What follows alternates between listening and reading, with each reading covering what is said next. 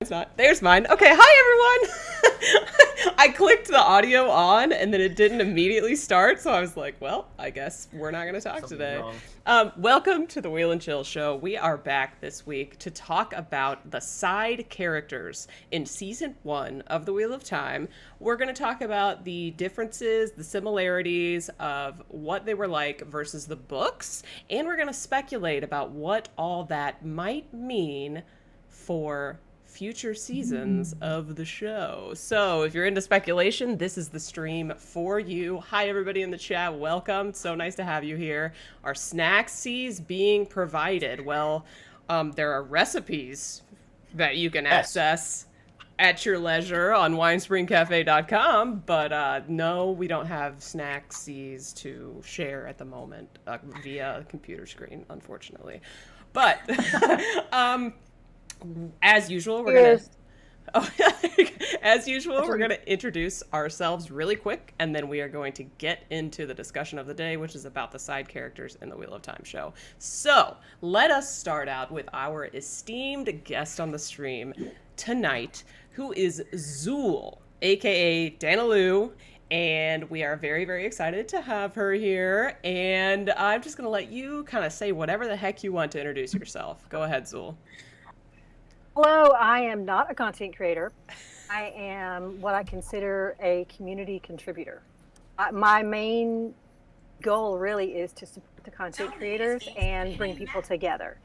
So you'll see me on Discord. I mod on YouTube and Discord a lot. As a matter of fact, this is my WatCon staff shirt. And I, along with Master of the Deck, ran 2 Discords for that. So, all right. You'll see me around, and tomorrow you should see me in chat for the Dusty Wheel when they have their special show. Don't miss it at 1:30. And I quilt, so this is all quilting stuff here, quilt I made, and Wheel of Time, mostly first editions. Yes, you might be jealous, and you cannot have them. Oh, definitely jealous. Oh, jealous. You cannot have them. I love you all, but you can't have them. You have a new Do name not leave now. my house. Now have a new name, the Quilter of Time. Oh. There you go. There you go. Yeah, the Quilter of Time. We got Beth West in the chat. Welcome, Sith Guy, Two Rivers Badger, Hey, Brother Zachariah, Sith Master, Sith Guy. You guys are the best. Hi, welcome. This is We love live chat. Our chat is awesome. Yeah, we love the live chat. Yeah. Okay, thank you for Live introducing chat's yourself, Zuul. Winespring, why don't you go next? Hey, I'm Winespring. No, I'm not Wolf Brother. I'm Winespring. From winespringcafe.com, the Wheel of Time recipe blog. Go check it out. Make some yummy recipes. It's really good. Let's see. As far as new content coming up, I have 3 new recipes coming up. One this Thursday. It's a good soup. What? And it is a recipe that was done by a special guest, the Literary Leftist podcast. Wow. They are my new special guests on Thursday, and I was their special guest in a new pod coming out, and they asked me a bunch of questions about the website. It was really cool, so give it a listen when it comes out. That's amazing. So that was Literary Leftist? Literary Leftist pod. Mm-hmm. Nice. I like it. And you said it's a soup. What else? Let's see, there's a soup. There's the accepted feta dip that's going to finally come out, Oh! along with the The one I cooked like for our a Christmas long episode. time. Amazing. And the Tinker soup is finally going to come out. Nice. I love that. What's the other one? Oh, and then I have a tofu stir fry by Ela. So I think it's going to be a hit. I'm going to have to slip you you know what? I'll trade you a Wheel and Chill shirt for a mac and cheese recipe. It's coming. It's listed. No, just kidding. It's a matt and cheese recipe. I know.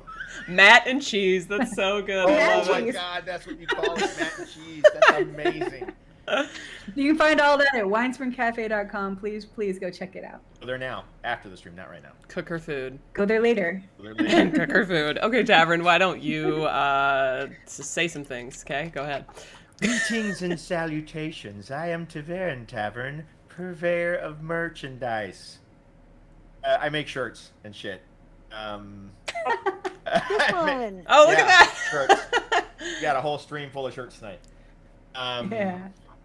Yeah. So redbubble.com, Tavern for regular Wheel of Time merch. Some other stuff you can find me on TeePublic, which is the same name. And if you want one of these shiny things, I'll be putting out a all this week for a new batch. And we also have Wheel and Chill merch on Zazzle. Zazzle. A lot of Here we shit. go, like this right here. Like that and that and stuff. That's quality. So yeah, Good. TikTok, Instagram. On Instagram, I post my new designs. Check out Son of Battles and the History of Amarylline the Seat design, and my latest from today, the Rand in a Box. I love that one. I'm really happy about my Rand in the Box. Anyways, that's it for me. Amazing. Keep coming. Love you guys. Speaking of Rand in the Box, this is a full spoiler stream, so if you haven't read all the books, beware, and get the hell out, unless you don't care about spoilers, and then stick around. Like, come on over. We love that. I don't have my Wheel and Chill shirt on, though I do love it. I have my Kritter XD shirt, which I'm also excited about because I love my chibi. It's amazing.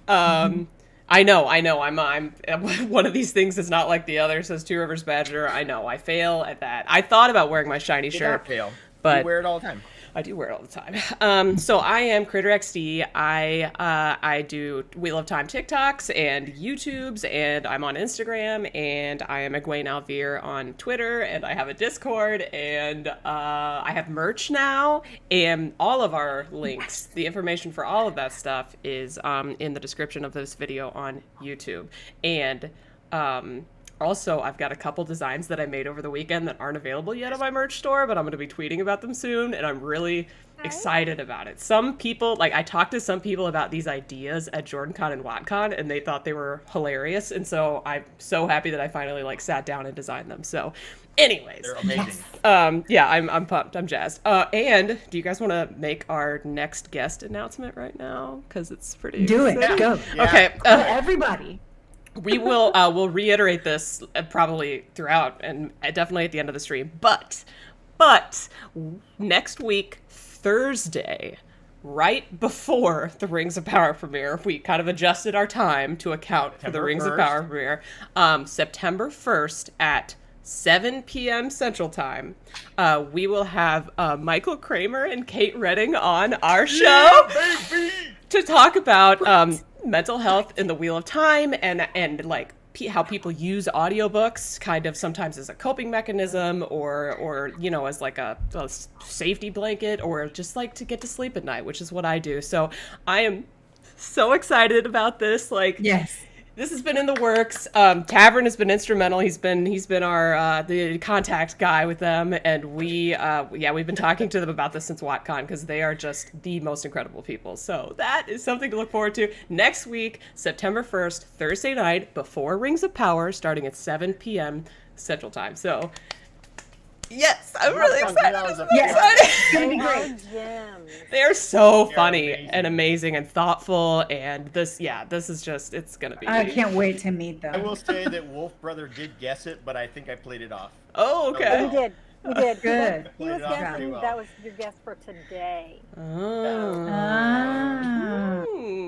Okay. Well, it's just as delightful to have you here with us. Yeah, every guest is a very special guest, including you, especially you. But you know, I'm really excited about that. Really excited about this. And yes, we're gonna be advertising the hell out of it, starting probably tomorrow. I just need to make a thumbnail for it, or Tavern, or you know, one of us, or we can all make Yeah. thumbnails and ads for it. But no, that stuff is gonna go out soon. So, Wolf Brother.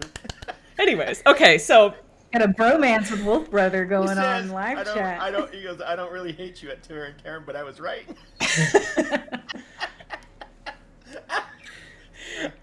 Okay. Good laugh. Tonight, Good though. laugh. Tonight, we're talking about do the it. side characters in the Wheel of Time show, which many of us absolutely loved. And I don't know, did we decide who was? Oh, you know what? We did decide. We're gonna kind of We're proceed. going in order. We're gonna proceed through the season the way we met them. So first things first. Let me. I think it's this one. Let me switch over to Boop. You guys can't see it, but we're looking at Tam Al Thor. Lonely Road. Yes. Here he is. Thor. Here he is. No promises Michael and Kate will do a reading. I don't want to like make them uncomfortable or like force them to do anything because we want to make sure to promote their Books for Prisoners organization, and in order to get people to like donate to that, they will do readings for donations. So we'll definitely at least promote that. Yeah, and if you didn't know that, that's a thing. You could donate to Books for Prisoners. Yeah. I think it's $50, but I can't remember for sure. And you can have them do a reading for you. So make sure that. And I believe it's Books to Prisoners. Oh, books I'm books going to go to. look it up ahead of time to see what it is. That's on me. Books to Okay. Prisoners. I did a episode with Malkier Talks on his podcast with Vance of the Red Hand with Michael and Kramer. Michael Kramer and Kate Redding. Yeah. And we talked about vocabulary and words and such in the Wheel of Time.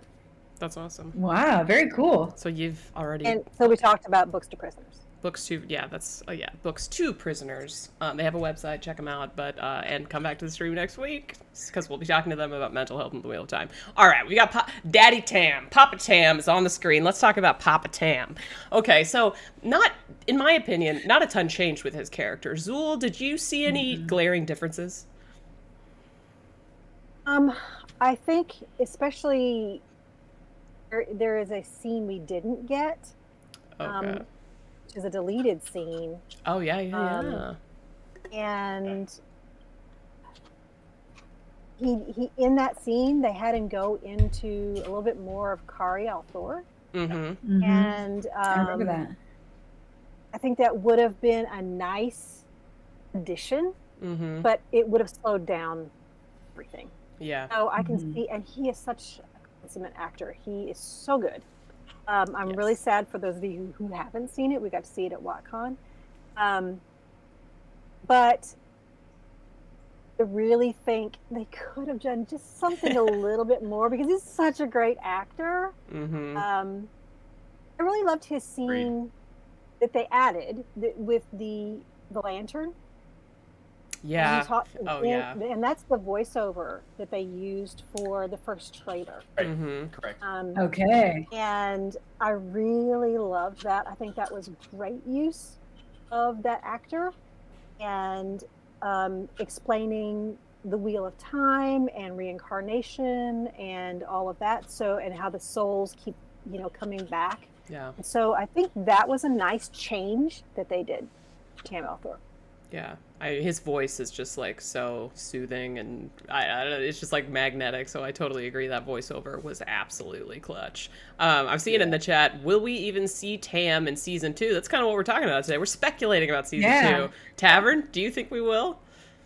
Honestly, I'm gonna say no.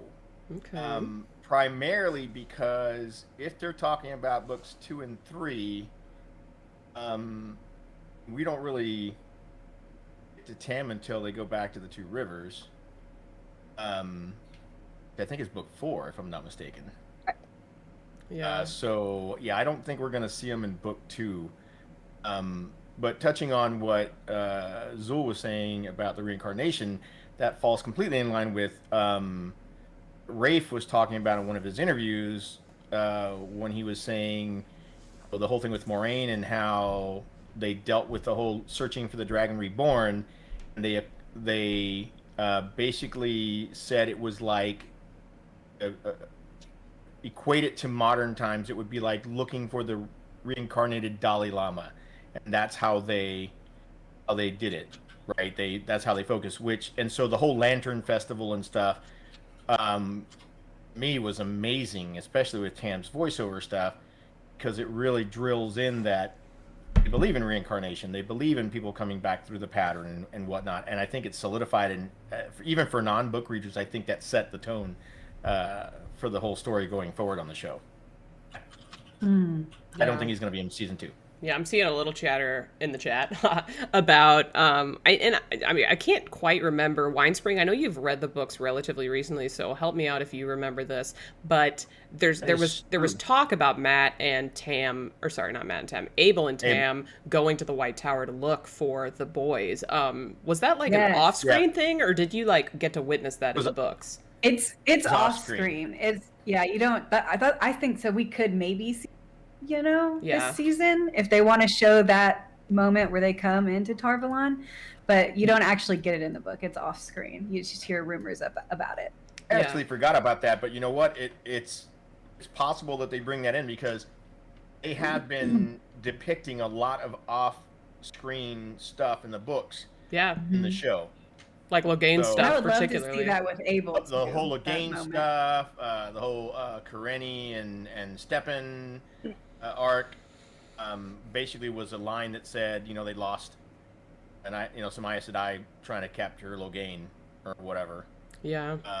So those were all just like one-liners or two-liners in the books that they've turned into full episodes. So yeah, it's possible. Maybe we'll get because Egwene will be at the tower at least for part of it. We saw that in the trailer. Maybe we'll get or the behind-the-scenes clip. We don't have a trailer yet.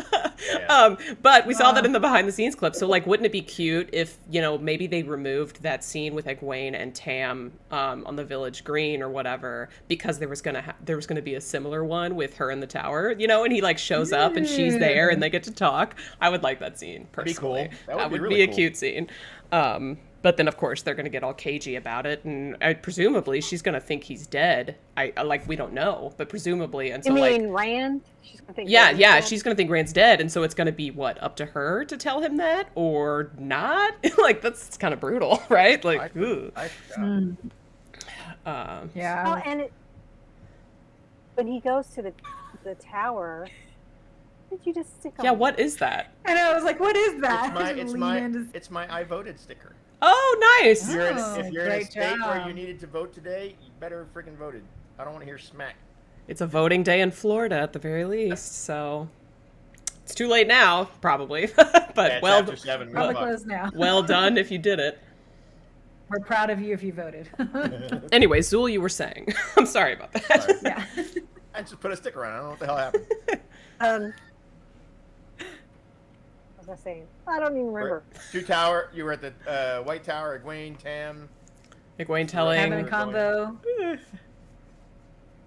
I don't know if we're going to get that at all because really the point of them going was they thought that everybody was going to the White Tower, and so they went there when everyone else went to Faldara, and they were in Faldara and the Blight for 2 months or whatever, and so they missed them and they came back. So I don't know if it's worth the screen time. I originally, before first season, thought that would be great because they could keep him in every season. When we get to talking about Abel and his character and potentially what that character needs to maybe have a redemption arc of some sort. If they want to do that, great part. If they want to do that with Abel, then that would give them a reason to at least show them traveling, doing something together. Otherwise, I don't think there's a reason to do it. Yeah. Great. Yeah. Tam and Abel trip. Sith guy saying Tam and Abel can hit. Yeah, that's just interesting. Now what we've seen of Abel so far has been uncaring. So if he showed up at the White Tower, looking for Matt, that feels somewhat uncharacteristic unless he's trying to get something out of it, right? So I agree. I'm team. By the way, Abel Cauthon is now on the screen. We've pivoted. We're talking about him now. Yeah. I'm on team redemption arc for him, absolutely, because I think it's really cool that Matt has this dark backstory. It makes sense because he didn't really have much before in the books, not a ton. His dad was a horse trader. Wow, fascinating. And farmer. In a farmer, right. I always just thought, if I was going to get attached to somebody's dad, it was going to be Tam. Abel Cauthon, I've said this before, is Tam Althor Light. Now he's something different, and now he could have a redemption arc, and they, it would be interesting. But the question is, and Zuul, you said this, is it worth the screen time? Do we want to spend time on him when we have only, presumably, I think we know this, 8 episodes, and not enough runtime to cover books 2 and 3, which is kind of what they're sampling from, right? It's tricky. I think I have heard that some of the episodes are going to be a little bit longer, but we don't know if that means that they could be 65 minutes. Right. You know what I mean? It's not that's such a good point. minutes instead of 55. Mm-hmm. So I'm hoping for Hey, 90. anything. 90. I'll take any extra minute. Like all the extra minutes, Yeah. 12 please. minutes makes a huge difference. It does. It really It does. does. So Dan Huff in chat says Abel redemption and Battle Yes, of the Two Rivers. I would so say that that could definitely work out. I could see the Wait, do we redemption wanna being see him- saved for that. Yeah. Yeah. Yeah. Do we want to see any hint of it before then? I don't know. It could just be a comment, just like it is in the book, just like Yeah, a and you're rumor, like really and surprised that he even would care enough. yeah. When you get Matt like confronting the Merrilin seed about it a little bit, how he's like, Maybe Matt "Oh, my finds dad." out instead of Egwene. Mm-hmm. Oh, Because maybe Okay, Matt so didn't.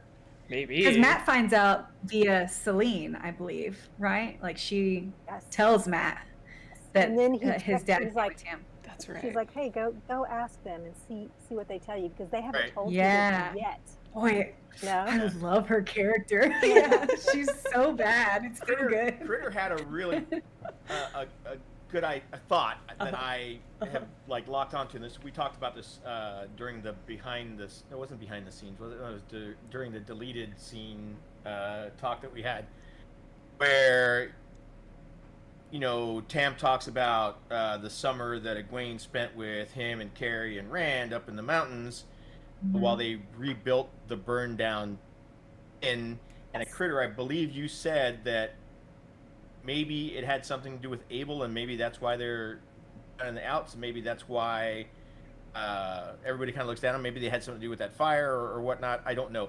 I really don't know what they were thinking with the change for Abel from the books. It's a huge change, and I still don't know where they're going with it. But we need some more backstory on how they came to be like this, because right now all we're getting is that he's a drunk and his mom's a drunk and maybe he's a womanizer. We don't freaking know. He was just talking to the lady. I don't know if he was doing anything. So it's a toss up. So Critter, They what were you potentially saying? lose a child in the fire. Yeah, that's- Did he cause the Yeah, fire? they were so unconcerned with their daughters. Like, So worried unconcerned. about them. That was insane to me. That whole Yeah. But I mean, because book to show, they said it's a huge change, huge change, and it's Lots of room for redemption. Yeah. Mhm. Yeah, I think you're right. Tavern, you were asking me something. What was it? Yeah, so it was basically that about the fire. You had mentioned a comment about the fire, that maybe it had to do with the Cauthons or whatnot. And I wasn't sure if you had anything else to add to that. Honestly, I just think that makes it would make sense. It would be interesting, but my biggest concern is, do we really need to dive into the Cauthons, or does Matt just have a bad backstory and he's going to be the one with the redemption arc? Because because of Barney leaving, he left them high and dry through the Waygate, and so he also needs some kind of redemption. So, and But somebody, how many times has he That's a good redeemed point. himself already? I mean, he sat down with Perrin and consoled Perrin. he's shown us talked he's a good guy. It's there. Yeah. He's lovable still. Oh, yeah. Very lovable. Yeah. Yeah. Somebody was telling me that was it out of character for him to woo the one girl in the inn and then steal her bracelet to buy the lanterns, and I was like, I could still see Matt doing something like that.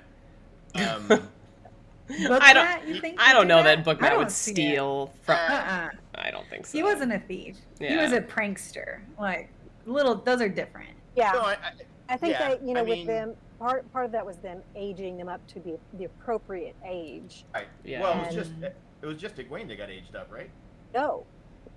Okay, so they didn't He was change their number; they changed how they acted. Oh, Yeah. Aged their them up in the maturity. way Their they maturity. behave. Got it. Mhm. Yeah, Their got maturity it. level, their experience level, be Me. appropriate for almost 20-year-olds.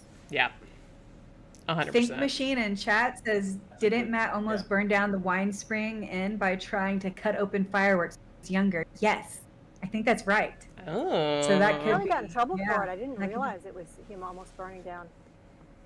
I didn't Yeah, I realize that remember them mentioning that. I don't either. remember the severity of it, but yeah. Hmm. Oh, Good call, thinking machine. Thank you. I can see the Dame Alex Lobo. Some parents just suck. That's a thing. That could be the state of things. But I think true. one good way to save a lot of time would be to not have him come back until Perrin's in the Two Rivers and something happens, and maybe he's inspired by Perrin or something, and he like steps up. Maybe he finally saves his daughters because Matt's not there to do it. There's a chance for him to get a little redemption without having to like have this whole plot where he goes all the way to the White Tower in kind of an uncharacteristic way, because he just seems kind of like a piece of shit at this point. He becomes a commanding officer, right? He becomes a commanding officer in Perrin's army. Oh, that's a good point. That would be a good transition. That's a big, that's a big deal. And, you know, if we get Matt having a quarterstaff fight with somebody, and someone wonders where you learned it, he could say that he learned it from his dad and she Sam did or whatever in the books. Yeah. So we don't know if that's even going to be mentioned, you know, where he learned it from. But I thought I saw a glimmer when they found the daughters, and then our Tavern kids were leaving the Two Rivers. I thought I saw something like that might be a hint of change in the parents. Okay. Getting their daughters back, seeing him leaving. I kind of want to look at that scene again to see how they act that out, because it seemed like there was something a little different there. Yeah. The parents. Yeah, maybe something sparked. With almost losing their daughters and then losing their son's leaving. Basically, you don't know what he's going off into with these monsters running around. Yeah. Them. Well, and he seems to be like the responsible one in the family, and so they're kind of losing. Now, like they don't have anybody to fall back on. Exactly. They don't have him anymore. So the babysitter is leaving. Party's over, Abel. Get your stuff together. All right. Anybody have any final thoughts about Abel before we move on? No, we're done with him. Okay, that's fine. So next, let's see. Would it be Aram? Yeah, probably. Let's do. Oh no. Oh no. Ooh, I don't know. You know, it is Aram because it's before they get to Tarvalon. So yeah, Aram. Perfect. Let's do Aram then. Let me adjust this because it looks silly. All right, we've got Aram. He's adorable. He's attractive, as he's supposed to be. Charming. Egwene kind of gets a little flirtation thing on with him just briefly. And let's see.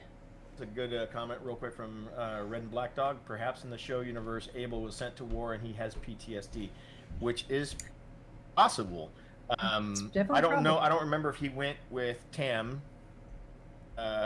during the wars. I don't remember them saying that. I don't remember that. But they could make that change. They could tweak it so that he did, or that he had some other encounter. Aryum. Luke Ice Jedi, more like Aryum, am I right? That's great. I have a question for y'all. Absolutely. Did any of you like Aram in the books? No, he seems shady to me. From the beginning, no, did not like him. And then he just got worse, so no. Okay, so now, having seen the show, did that change your feelings about this character at all? I like Aram in the show. That's not fair because we also like friggin' Alana and we like Liandrin. Sure, Alana in the show. No, but this is important with what the show is doing. The show is changing things. Yep. Making they're doing a great job at it. We know are going to turn on our characters. Oh my god. So I love Land from the books, but Land from the show is even 10 million times better. So yeah, the show has, Land from the show has improved everybody's outlook. I think you're right. Yeah. I think you're right. Yeah, so good point. Aram is more like Aram or Aram. I don't know. Sorry. No, you're fine. Winespring, go ahead. Aram, it's all the same. Yeah. Potato potato. The last time we see Aram is he has been knocked down by the White Cloaks, right? And we don't see him again. So we don't know exactly what's going to happen, but he's been separated from his people. Right. And we know at some point he ends up in the Two Rivers and he's trained to use the sword by Tam. Yes. Mm-hmm. Yeah. So we know that he leaves the way of the leaf. Well, And so, I mean, I think well, what they did with this he actor, he's shows going to do a up. great job.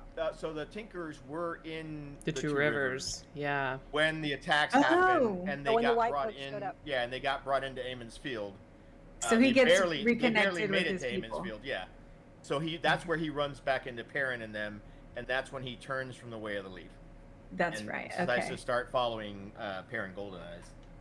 Do you think that they did a good job of setting up that he's kind of on the cusp there? I mean, Oh yeah. I think they did a even I better definitely job. think so. I don't actually. I like was the subtle. fact that he was very way of the leafy and make his change so Kind much of. better because he was basically trying to recruit both Egwene and Perrin. They almost got Perrin because Perrin was talking about the food and shit. Perrin's just I mean, like the food it. mend be Yeah, good. they almost lured Perrin away. I'm not gonna when he runs back into and they end up in Faldara and they're sitting there eating and he's like talking about so there's no meat in the whatever. Yeah, Perrin was all about it. So and Isla I think did a really good job with him. Aram I think was very way of the leaf to me and I loved it. It was likable. Just saw him more trying to pull them into his views and the change that happens later on in the books. I can't wait to see in the show because it's going to be that more dramatic. I think because we like him so much now, he's so lovable. When he changes, it's going to be like holy shit. Yeah. Because he goes dark. He does go dark. That's he goes true. emo. He goes emo as fuck. So people are talking in the chat, and I can't remember. Do either of you remember? Any of you remember? Who died? Because the Aram picked up the sword in the Two Rivers because somebody close to him died, right? Okay, so it was his mother. Okay. Died in the Two Rivers, which is the granddaughter of Isla, right? The daughter. The daughter of Isla. The daughter of She's the Isla. grandson. Yeah, but they've already covered that in the show. Yes, so potentially it could It's going to be Isla. It could be or his grandfather. And just being so traumatized, of them being attacked and no way to fight back. Yeah. By the Trollocs, they get attacked by Trollocs. It could be, maybe Isla dies, but the fact that Isla turns her back on him is, I think, a big part of his arc. So it could be his grandfather that dies. We don't know. I mean, the show, it's kind of hard to tell because they've been taking liberties. They did show him, I think, being on the cusp of that he told the idea of basically, Rumspringa is the best thing I can think of. That's exactly what I think of it too. Is and his clothing was the least colorful. Good point. So it was the least Tinker-like visually. Yes. He had that is a really good thing to notice. Yeah. However, I think the one time we see him in really colorful stuff is in that scene where the last time we see him, where Egwene has picked up Egwene and Perrin have picked up some of their clothing, and she's Egwene's got some things in her hair that are Tinker-like, whatever. But he's also just, I think maybe Egwene was kind of bringing him back in, like, hey, look, maybe you found the song, and so I think they've kind of done a good job of showing him kind of wavering. Yeah, he's a little wishy-washy. I totally agree. I think they are hinting at it, the whole song thing. I honestly, I'm over here okay, what would be the most, after watching House of the Dragon, and getting traumatized, part of me's if they kill Isla, we're all of us at least, I'm at least super attached to her now because she gave that stunning performance talking about her daughter. She made me cry, right? And so having her taken from us in a brutal way would be really bad, but also if it's his grandpa that dies and she's the one who's disappointed in Aram when he picks up the sword and mourning her husband and all that stuff, oh my god, that actress could totally nail it. And so I hope that that's what happens. I feel bad hoping that somebody dies over another person, but I think they have to kill off more people. Yeah. In the books. There's going to be a lot of that. Yeah. Yeah. Agreed. I mean, and if you miss her, you can always make her tofu stir fried. On winespringcafe.com. When it finally gets there. That's amazing. Yeah, it's like I said earlier about Bran. Rain was another one that was kind of character. Word I'm looking for, hierarchy or position. Oh, that was downplayed. It was downplayed as well. Because in the books he had a lot more to say, right? And him and Isla were, I think, more on even terms. And in the show they just kind of knocked him down a bit as well. Who was the speaker? He was obviously the one who greeted them when they showed up to the camp and then said their goodbye. Like, he was the leader, and they made it look like Isla was. Just like he didn't get Abel. Bran, yeah. Albert, yeah. It's true. Yeah. It's true. Leading in that way. So let's see. Do we have Bran on here, or no? We don't. No, we didn't get Bran because there wasn't a whole lot to talk about him anyways. Yeah. Yeah. So. Yeah, Beth, we did say tofu stir fry, right? Tofu stir fry. There's going to be one coming up on winespringcafe.com very soon. Real soon. And it's really good, y'all. It's so good. Make my food. Yeah, make our food. So I guess that's pretty much all I really have to say about Aram. Like, seems like it's going to make sense to viewers when he makes the switch. And I think they did a good job. I think they did too. So, and the actor, I really like him. Did you see that he's in a he's in like a movie now that is actually, it's like on Hulu with somebody really famous. The one that plays Rain? No, Aram. Oh yeah, I did see him pop up. What's his name? McCormick? Oh yeah, Daryl. I think that's right. I think that's his name. I think it's like he is paid by an older woman to be like her companion, and they just have okay. I can't remember the name of the movie, but yeah, he's in that, and I guess they did. Emma Thompson. Oh my gosh, that's gotta be like it's Emma Thompson. Oh.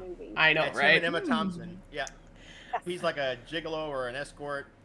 And then she pays him to come and have sex with her or whatever. It's not just. I don't think it's just sex. I think it's like a whole lot of experimentation and intimacy. It's an emotional connection, for sure. Yeah. Yeah. So if you want to see him sometime soon, then do that.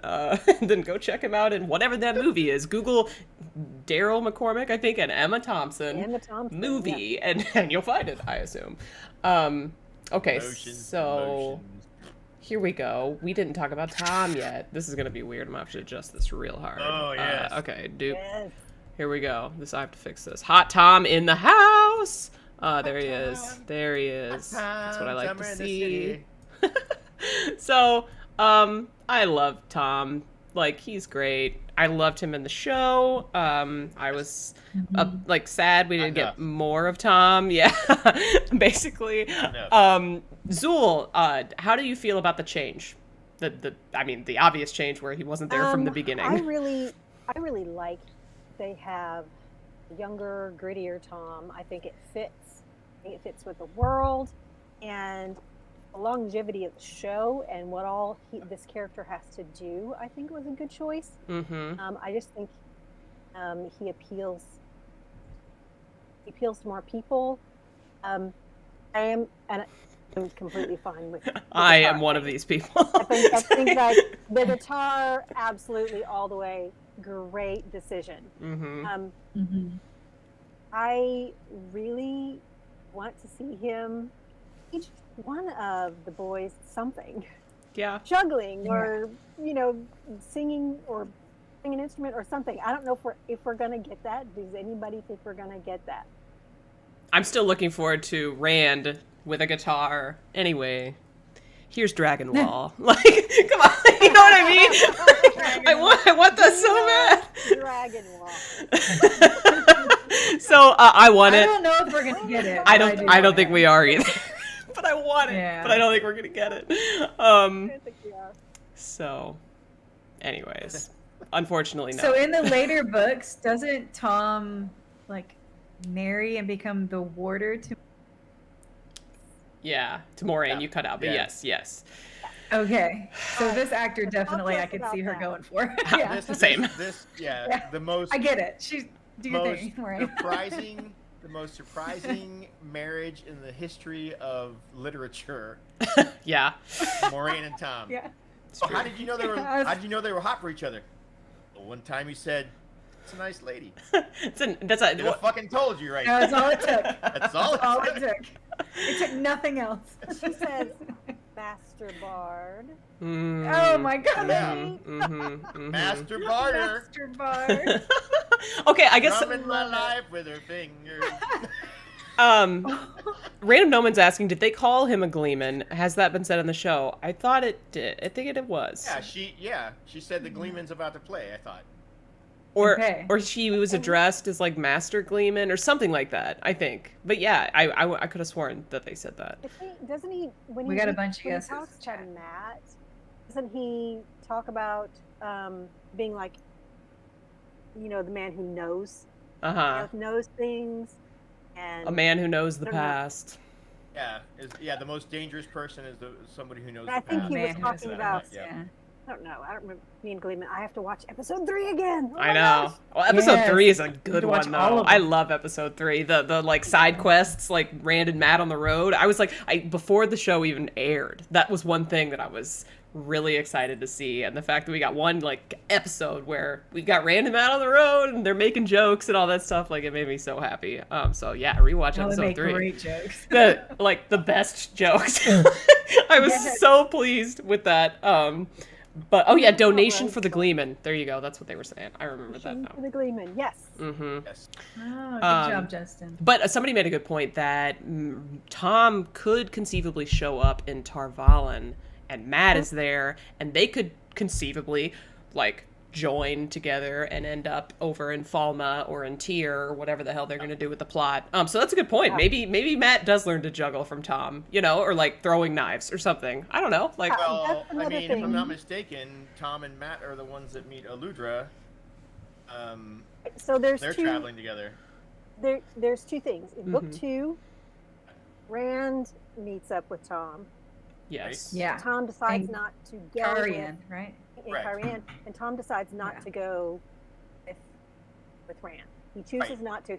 Rand also Yeah. messes up Aludra's pants, and it like screws things up for her, and Mhm. she gets kicked out.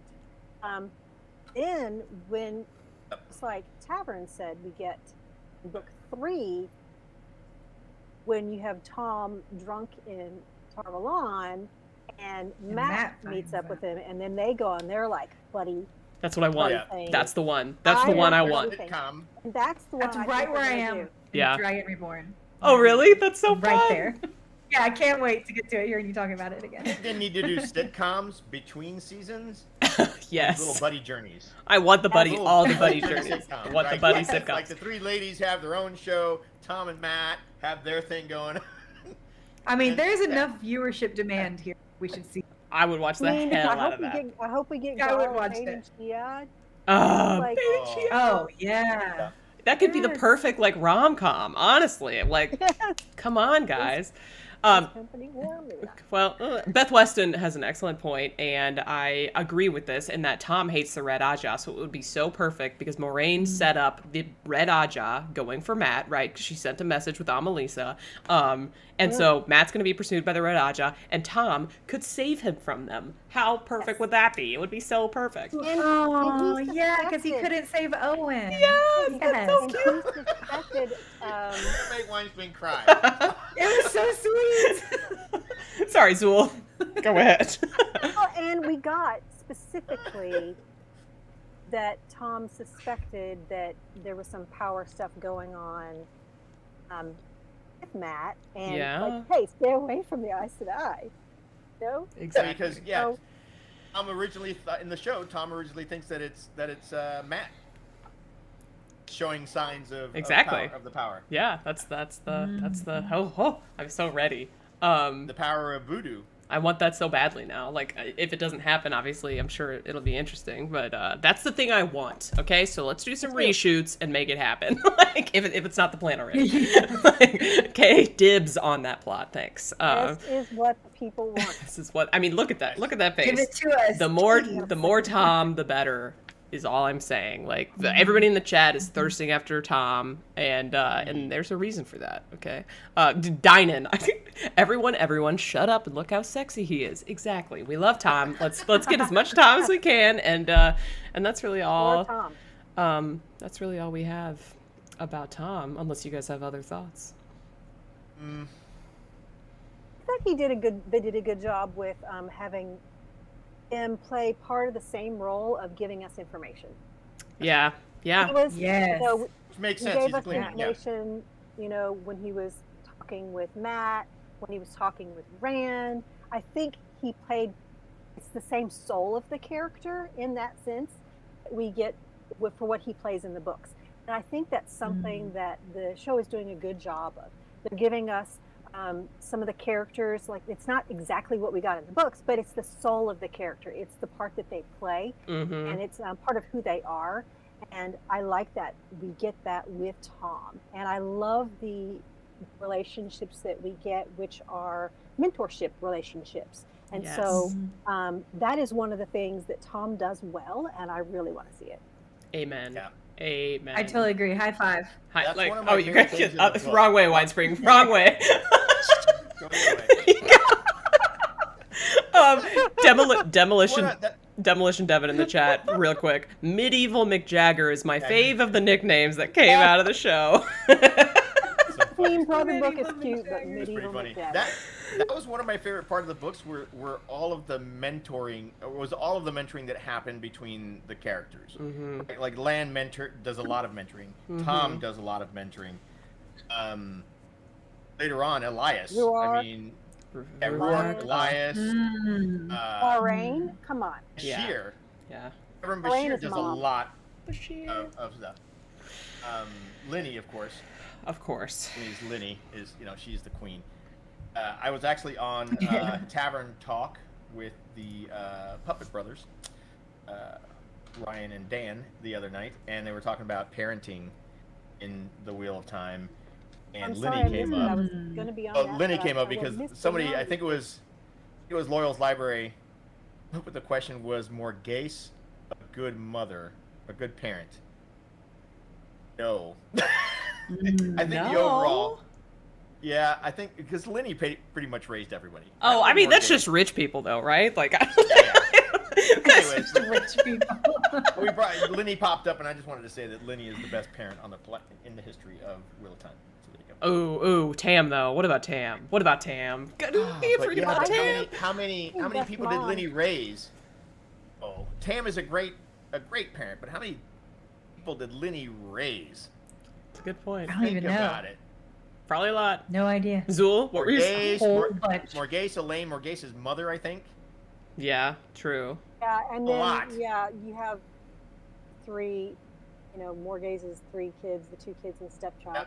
Yep. I think Marin Alvear is a great mom. Oh, you do. Yeah. Yes. Mama I Marin. agree with that. Agreed. Yeah. Agreed. All And I the- think Satala Anan Yes. is a great mom, too. I think it's great that we get a character who, made a life for herself after being burned out and became a mom. And she looks like she's trying to look after those girls. She thinks they're really screwing up. Mm-hmm. She's like, no, you're not going down this road. Just no. And just no. That's a lot of mentoring. It's a She ton wants of to mentoring. she wants to kind of mom Matt a little bit once you get him in trouble, or whatever. Yeah. She's Yeah. good Yes. mom. I like there's some good mom characters. Yeah, there are plenty of good mom characters for sure. Roth. Kidding. I'm Did you say Suroth? Yeah, everybody went quiet. I think I'm just kind I of was like, what? trying to figure out what the heck you were saying. Like, why? I just Did we I hear just that threw right? Suroth out there and everything. The just high died. lady maybe is a wonderful mom. I mean, Maybe. She could probably paint your nails. Definitely not well. the Empress. A nice hairdo. Definitely Nice not hairdo. the Empress. May she live forever because she wants her kids to duel it out and kill each other. Yeah. oh, Nothing wrong with that. Oh, Dan Huff has a good probably point. not good. The wise ones are great mentors. They really are. They mentor everyone, like the entire IU. I hope we see some of them. There's a fine line between mentoring and badgering the shit out of. Hey, no, right? I don't want to hear that. Why? Very fine line. What about some of the maidens? Some of them. The maidens definitely like a mentored. mentoring role. Sulin, right? She's and Rand, yeah. That was probably one of my favorite of the maidens, hands down. Yeah. Okay, Yeah. So Anyways, continue. we had Thom. We were on Thom. We were, but we're moving on. Okay. I think it sounds like we're done with Thom. Let's talk Logain. This is how we roll. We just get distracted. But hey, I love that you kept us on We're task. just a bunch of nerds nerding out over. I our favorite love characters. that you're keeping us on task. We've got Logain. Nerding out for life. Wheeling and chilling over here. Okay, Logain. This is one edition that I've said before I thought was super cool. Like, Logain was all behind the scenes nonsense. We heard about him in the various countries taking over, whatever. We heard about the fact. And then we saw him when Rand was on the wall in Camelin. But, like, the fact that we got to see a lot more of this stuff, I thought was an awesome addition. I don't know how much he really deviated from his character. Zuul, do you have any thoughts? Like, is he different than he was in the books? I just think he's more. I don't think he's different. Yeah, exactly. And I was on a panel at WalkCon, and we were talking about some of our favorite, some of like the best and worst revelations in the show. And for him, he was my best. I'm top. Because of all that we get and what it shows us. It gives him a full arc, because we in the books hear about the beginning of his arc, but we don't really see him much of him until after he's broken. And That's true. I really love that they showed that he really believed he was the Dragon Reborn. Yeah. And that how they showed his madness. They showed what that could be. They showed that he was fighting against it. They showed that he had compassion. Yes. That you can have the madness and fight against it. I think there's so much that gives us to fear for Rand, and how broken he was, and did not want to be, where he was gentle than he had been for a month. Yeah. By the time he gets to the Amyrlin, you see how broken he is. He just wants to make the Amyrlin say to kill him. Yeah. I feel like we got some of the best. You would rather die. Some of the best visual effects in the show because of his stuff too. Like his cold open in episode 4, I think. Like, we got to see his madness, which looked really cool in my opinion. We got to see him channeling, which looked really cool in my opinion, because you could see the taint like whirling down the threads. You could see that you don't have to do a bunch of dances to channel. He was just walking, he wasn't flipping his hands. He was just bringing it. And I wanted that. Like, I want that out of my character. I hope that happens with the Wilders too, like Nynaeve. Like, she kind of showed the ability. Yeah, and the wise ones. Like, I want to see that, because I think, like, that's a really cool element to channeling, that, Aes Sedai kind of have these crutches that they rely on when they're moving their hands, and Logain didn't have that, and you get to see it because of him being more prominent in the story. So I 100% agree with you, Zuul. I think it's just Logain, but better. Like, Logain from the books, but more expanded and cooler, and I think it was, I don't know, I think it was sick. Tavern, do you have any, like, thoughts about where Logain is going maybe next season? Or, he's in the White Tower, we think, right? And so will Egwene and Nynaeve be. Yeah, I was thinking about this the other day. There's one thing that happened on the show, not necessarily in the books, of course, because they expanded Logain's whole presence, which 100% agree with all of you, was fantastic. It was incredible. I love the between the lines stuff coming through onto the screen. I like the fact that he was in awe when Nynaeve had her Mayo Clinic explosion of health, right? Yeah. I love the fact that he was in awe, given that later on he allows her to see if she can fix him. Yeah. Right? Doesn't she fix him? Yes, she does. She does in the books. Okay. Yeah. But she asks him, "Hey, I want to do this."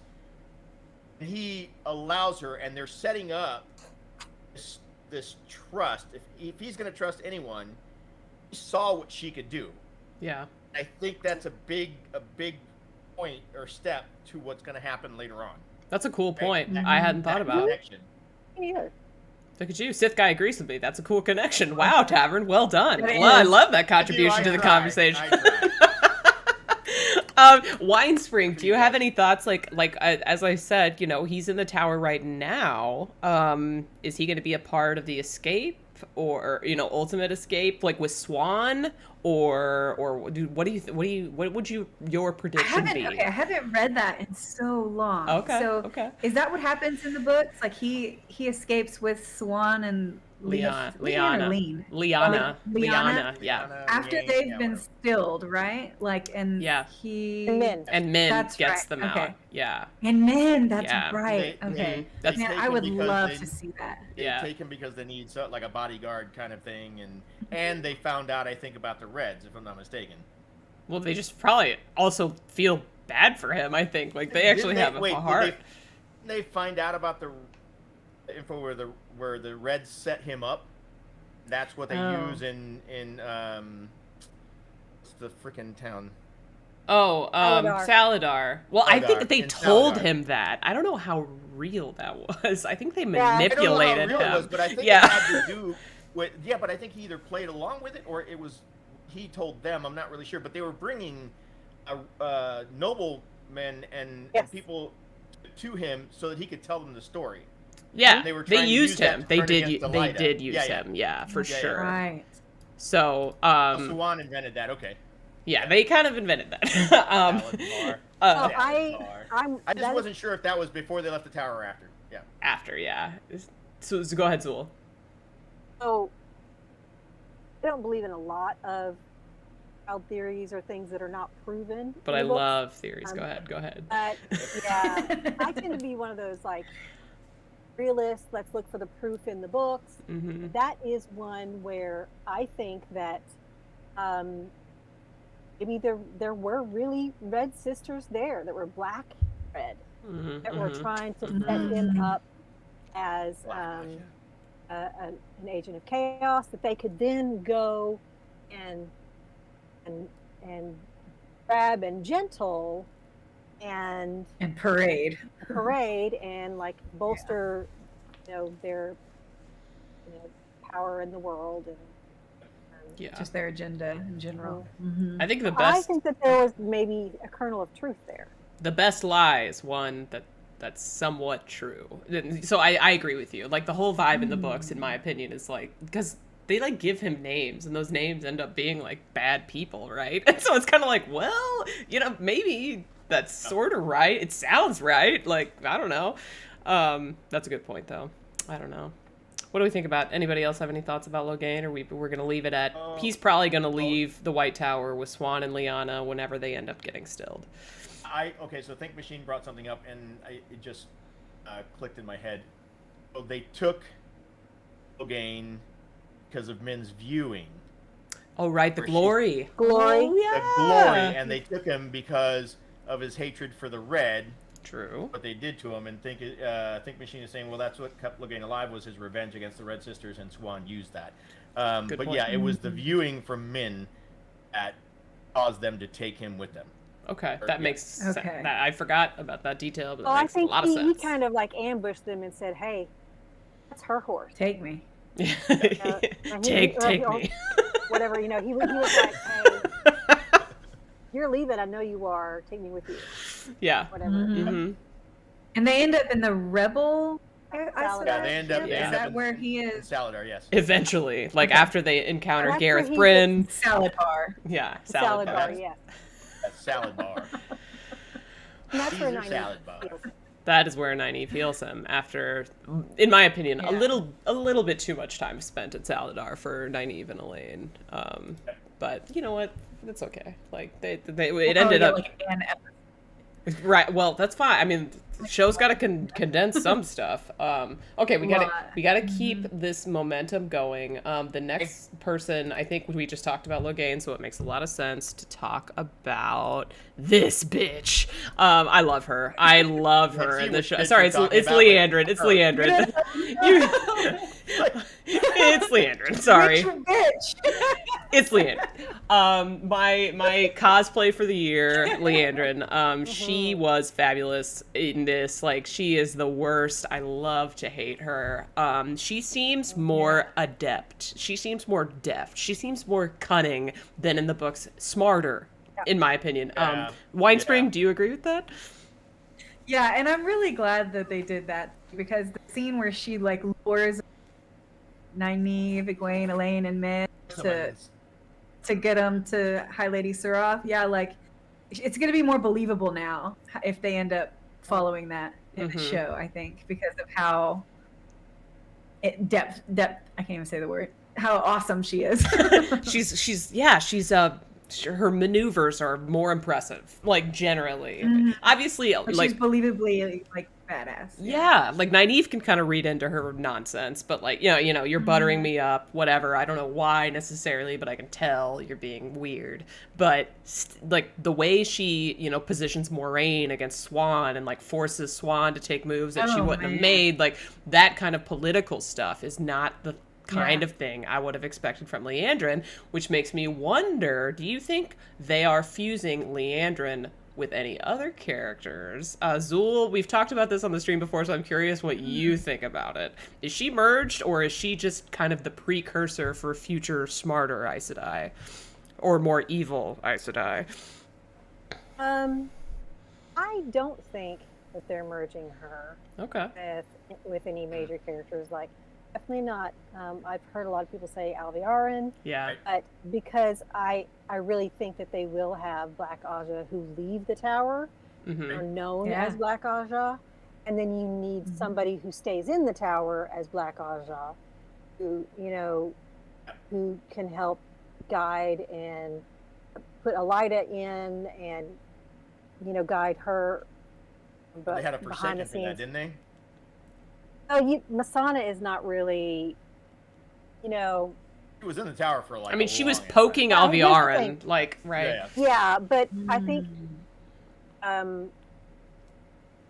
having some, you know, Forsaken be somebody who is so involved in, like, everyday things gives them, they actually have less freedom. Yeah. Because they have to be there every day doing that job. And so I don't think that you'll have that. And you can't have somebody who's a known Black Aja person, which I think they'll still do with Liandrin. Yeah. And then, you know, and Alviarin. So that's why I think you're not going to have those two characters merged, which is what I've heard the most of. I saw somebody... They could have... other things that Black Aja people do, like in later books, that you could give to Liandrin. Light Blinded Fool in the chat said maybe Galena, which is interesting because in my recollection, I feel like Galena really comes to the forefront during the Shido plot. Am I right? Yeah, okay. So it's kind of like, I don't even remember what the hell she did before that, and I've read the books a lot.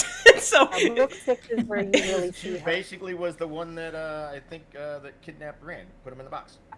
That's right. That's right. Okay, that's right. It was her.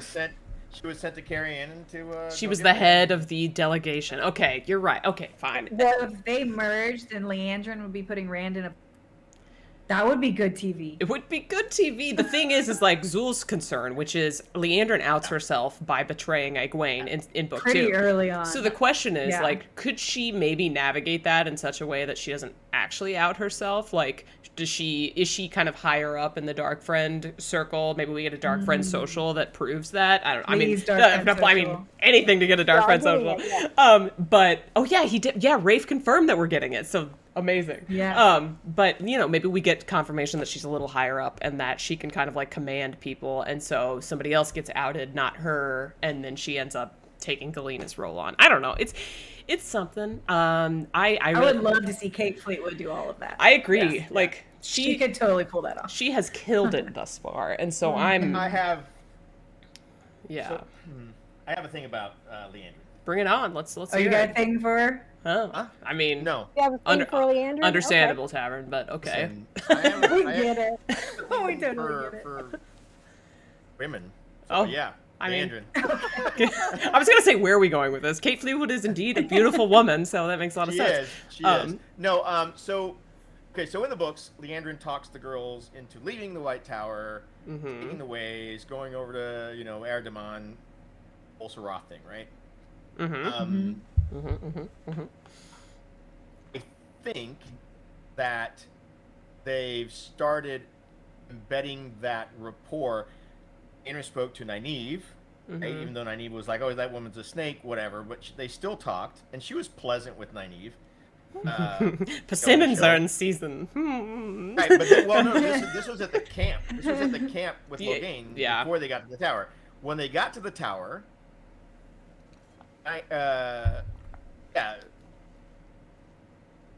Liandrin tells Nynaeve, "Oh, I thought I saw, blah blah blah. Persimmons are in seas, your friends or whatever, walking through the whatever."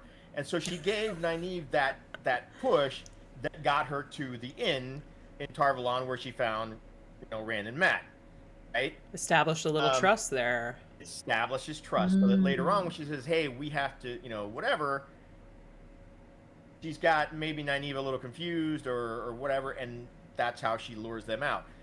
So I think they're putting these seeds down pretty interestingly and pretty intelligently to make things believable later on. Kate Fleetwood is killing it. Yeah, she is. I just want to know how small the horse was she rode on the first episode to make it. She's like 3'2". Hey! I don't want to talk about that. I'm not trying to knock her. She's beautiful. She's tiny. Yeah. She's freaking tiny. Oh yeah. So I want to know what kind of pony they were using for her. I didn't realize she was that small. Oh, if you weren't watching my TikTok live stream at the premiere, I literally, somebody next to me, it was maybe the innkeeper or something, they were like, "Oh my gosh, Kate Fleetwood's over there. She's playing Liandrin." And I turn around and I'm like, "Oh my god, she's so short." That's the first thing I said, just out loud, live, on stream. And I was just like, I mean, never mind. Like, I felt so bad. Oh but no, gosh. She's a small person, adorable, like the cutest, beautiful, like she was stunning, but for some reason Kritter at the premiere was on so many like adrenaline like high. Bet you were. Like the thing that came into my head was the thing that came out. Yeah, jet lag too. And so she's short. I don't know if it's on her IMDb, but it's. I just found it. Okay. I take it she's 5'6".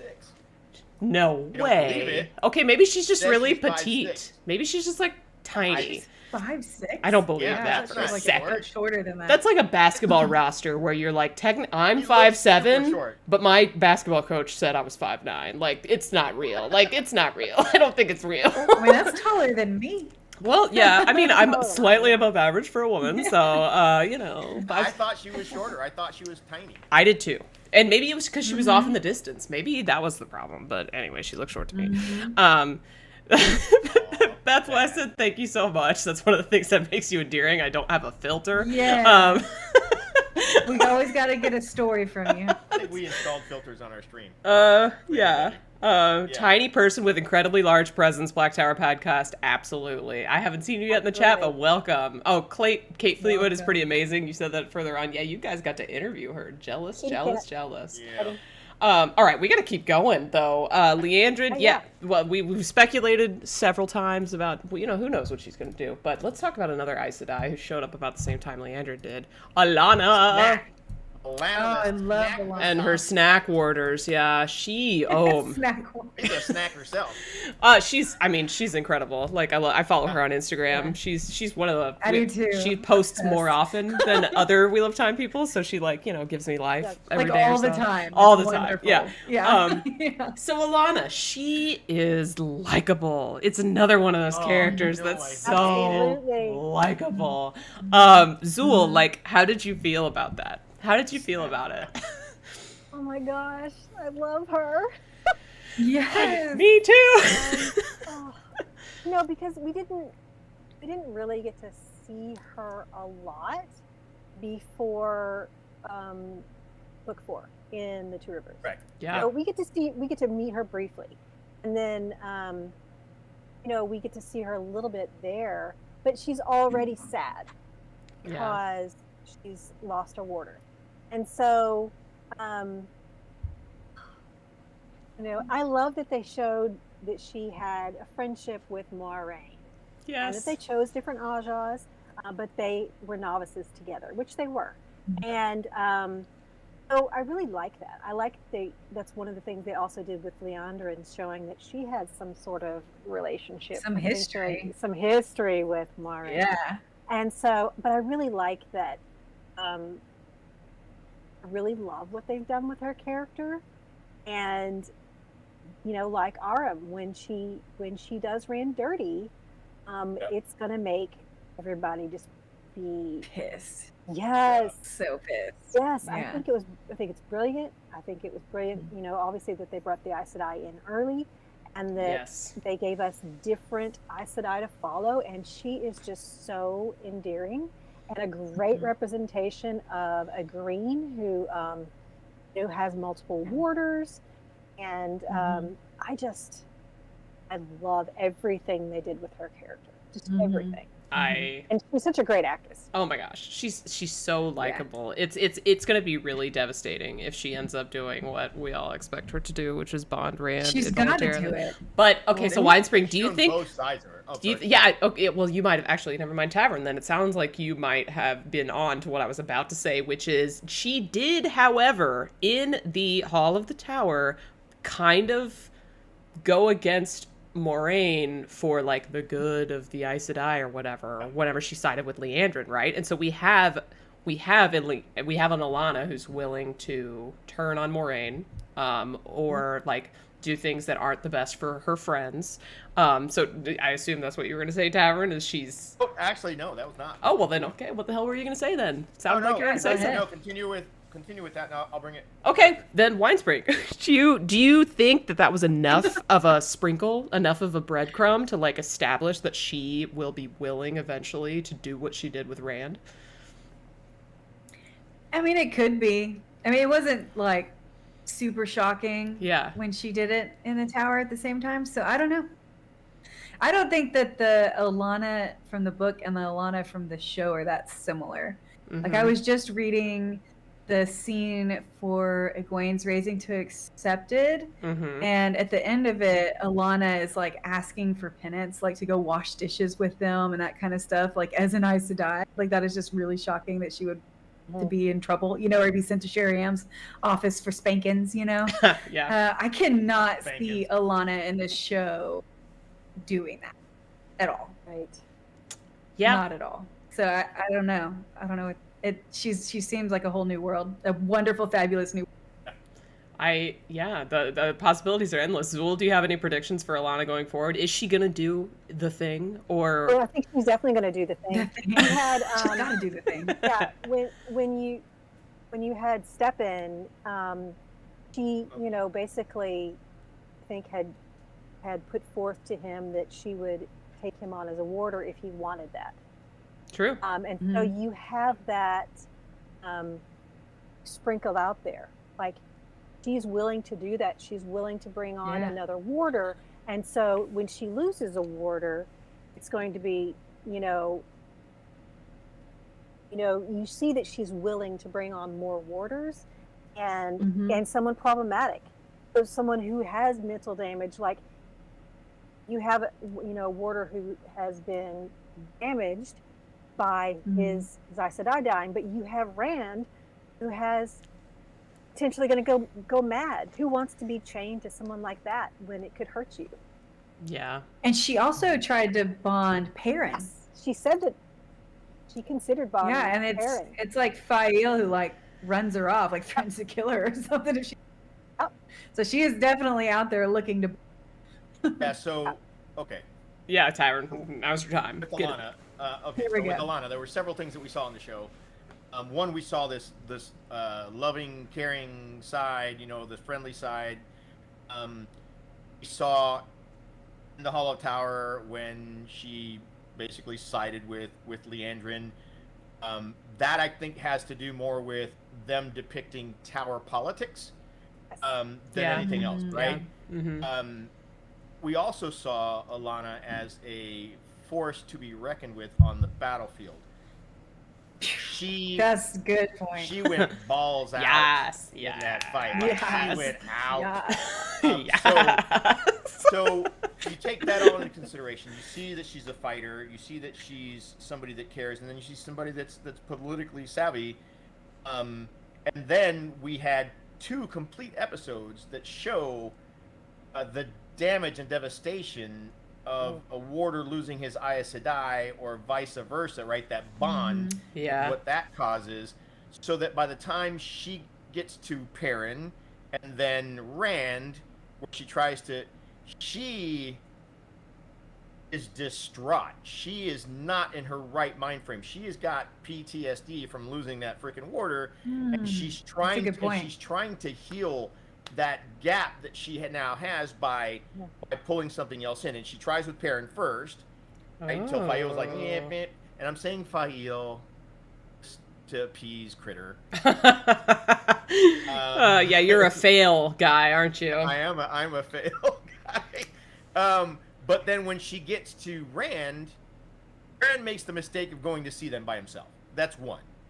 2, he makes the mistake of kneeling down in front of them, and she just took advantage of that. She was so distraught. She just said, boom, doing it, right? Not to mention there's ulterior motives as well for her later on. But, for sure. She took that shot as soon as it presented itself for multiple reasons. She was distraught, and it served her purpose later on, right? Her orders, or whatever you want to say. Yeah. So. And she ends up like swearing fealty to Rand too, isn't she? She's like one of the first ones that does that. The Aes Sedai. She was not a. She was. No, yeah, she didn't show up.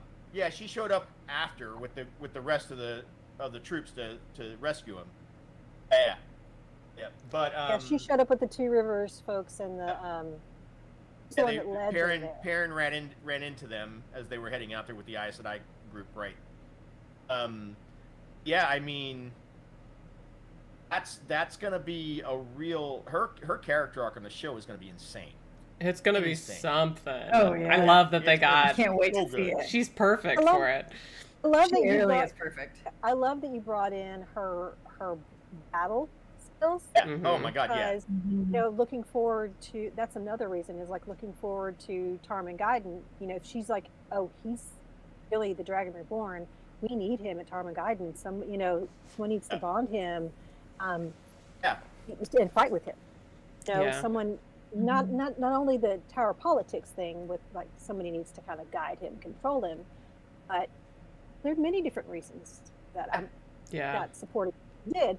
I'm just saying, I like how you pointed that out. Black Tower Pod earlier said the Wheel of Time half explained in one sentence, they weren't in their right mind. It's so true. Like, they could make Alana more sympathetic by having her be mourning her warder, by having her, like, maybe have instructions from Elida or something, or Swan that, if you have a chance, like, maybe try to bond him, and then she just does it because that's her that's her opening. She could be there could be so many reasons that she ends up doing the thing, which I love. That's what we're saying. The thing. But obviously all of us who read the books know, like, that's not what you do. So, like, it's still gonna hurt, but maybe she's so likable that people are gonna come up with reasons why it's okay. Well, we'll see. If they follow this path, right? If they follow this path and they make everybody be sympathetic to her because she lost her warder, I don't know if it'll excuse. I mean, because I think they've kind of explained. I want to say they explained it on the show that you just don't bond somebody. Yeah. Without permission. I think they talked about that already. So when she does that, for non-book readers, it's going to be she did it out of pain because of her warder, unless they establish something different on the show first. That's why later on it's going to be a huge shock to everybody. I think it's going to be amazing. But I think when you have the Saladar embassy, I think having some of those Aes Sedai like react severely to what he did, and just be horrified that like that hasn't been done since the first couple of 100 years after the breaking. Yeah. You know, bonding someone like without consent. Permission. Yeah. Yeah. And so I think it's a real opportunity for the show to have like some of them be like, okay, well, now that you've done it, let's see what we can do with this, and being like manipulative, and some of them just being like, no. Yeah. That is absolutely one of the worst things you could do to a person. Yeah, Bob. So go ahead.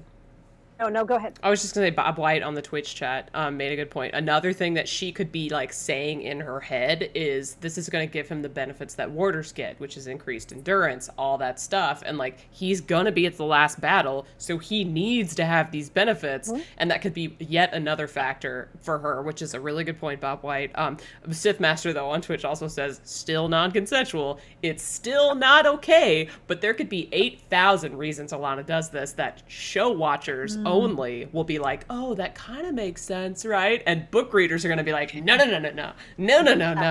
not okay. Like, absolutely not. A quick question, since we're on the topic of bonding without permission. Okay. So later on, when we get to the Black Tower, right? Yeah, God. And Logain and the boys doing the kiss bond thing. Yeah. Did you all feel differently about what they did as opposed to what Alana did? No, I thought it was horrifying. Yeah, it was very uncomfortable. Yeah. I just want to make sure, because I've heard people go, well, I just didn't feel the same. It hit me even harder, like it was even worse. Yeah. The like, first time I read it, a violation. The first time I read it and they did the kiss thing, I went, yeah. I was reading the book and I was like, oh shit. I was like, oh my God. Yeah. It was like crazy. a sexual assault on top of. Literally. It's like my House of the Dragon reaction where I was like, why? Why do they have to do it that way? They could do it anyway. They could do it the way the Aes Sedai do it. But instead they... I think it was husbands. who originally... It started off... I guess. You're right. I mean, you're right, but still. Ugh. And, you know, they teach... If one person learned something, they teach how they learned it first. Yeah, I think so. And that's how I think that's how it passes it around. Yeah. Still. But it was mind-boggling. Like I said, the first time I saw that, I read it, I was like, oh shit. It was not only was it just wrong the way they was, you know, that they did it, the way they did it, but the fact that they're out here now bonding Aes Sedai. Yeah. Was like, not cool, man. Not cool. Also, Dan Huff brings up Elaine bonds Birgitta against her will. Yes, but that was to save her life. Honestly, last ditch ever. And she could have removed the bond. And I'm sure she would have offered to do that. Zuul seems excited. What's up? Yes. Okay, talking about removing the bond. Yeah. The fact that Alana and Moiraine had their little talk on Moiraine's bed. And Moiraine brings up potentially, you know, releasing the bond. Right. So. Or transferring it, yeah. I think she brings up the potential of releasing the bond. Okay. She does. You know, this is during the whole, Steppen has, like, they're worried about, like, one of us dies, that kind of thing. Is the implication there? We don't know anything about her potentially transferring the bond at that point. I'm wondering if maybe Alana gets the Morel thing, and maybe she gets Lan's bond instead of Morel. Somebody said that further up in the chat. Somebody said that further up in the chat, and I forgot. I was gonna say it, and then I forgot. But wouldn't that be funny if Rand and Lan were both under the same Aes Sedai at the same time? Silly. It's too much. That would be some silly shit.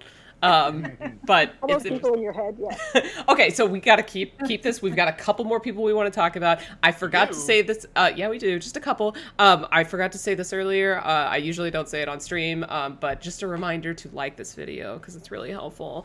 And sub to the channel if you're not subbed yet. Also, we got a lot of people, a lot more people in chat than we had earlier when we announced. Just so you know that next week, Thursday, at 7 p.m. Central Time, we will be interviewing Michael Kramer and Kate Redding about mental illness in the Wheel of Time and how audiobooks help readers of the Wheel of Time in various ways. So Yes. make sure you don't miss it.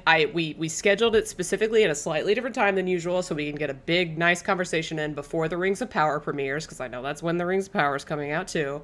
And stop by the stream. We're going to be advertising it all week. Just know that that's coming, and we're very, very excited about it. So don't forget to come back. All right, so September 1st, Thursday at 7 p.m. Central. September 1st, Thursday, 7 p.m. Central. Go ahead, Zuul. 3 minutes earlier. 30 minutes earlier than gonna be- usual. yeah. It is early. Yes, And on because we Thursday. don't want to pull viewers away from Yes, everyone. Yeah, we're very, very happy. Really, really excited. I am also dead, Beth Weston. It's very exciting. That's going to be amazing. Thursday, not Tuesday, 7 p.m., not 7:30 p.m. Central Time. Okay, we've got a couple more characters. We'll tweet about it. You'll see a lot of ads about it. I've got an interview with Kate Redding that I've never posted from WatCon, so that's gonna be happening. What are we doing in Winespring? What I'm gonna get a tattoo on my We're forehead. tattooing it. Oh, you know what's actually interesting? I will have a Wheel of Time tattoo by that stream. So, you better, yeah, I will. Anyways. I love Gowan. No, it's not going to be that. There it is. All right. Totally going to be it. A couple more. One will take 5 seconds. Okay. Basel Gill. I know nobody expected this. Nobody expected us to talk about Basel Gill this stream. But Zuul brought him up. So Zuul, give us your piece about Basel Gill. Right. So, I just we got heard Basel Gill was cast. We thought, maybe we are going to Camelin. And then we're like, okay, well, they're going to Tarvalon, so they put it there. And then I started thinking, well, he didn't really get to say anything, do anything, but he's just there. And I thought, well, what does this mean? Does this mean anything for the Morgaze plotline? Because he is one that leaves with her when she runs away from Ravine. And I have been saying for a while that maybe Ravine just kills her, or whatever forsaken they have there, and then we don't have the rest of her plot line, and she's obviously killed by the one power, and that's why this gives Gawain, the reason to suspect it might be Rand, and so, maybe we don't get Basel Gill. I'd hate to not have Leanie running around with somebody because I love Leanie. Oh, we need her. Maybe we don't get Basel Gill, Leanie, Talon Vor, Amgwen, Morgaze thing running around. Wow. You guys think? Gosh, I mean, think about that. One, you said the unspeakable name. But which one? We don't talk about. I'm not gonna say that. Anyways, I think that would be a massive loss because of where Galad's story goes, personally. Like, if we can't get Galad with the redemption arc where he becomes, maybe he can become. No, that's really tough because I love Morgaze being the. You guys, thank you for. Oh my gosh, thank you for the cheer, Saint AT in Twitch. Thank you so much. Or wait, no, was that on YouTube? I can't even tell.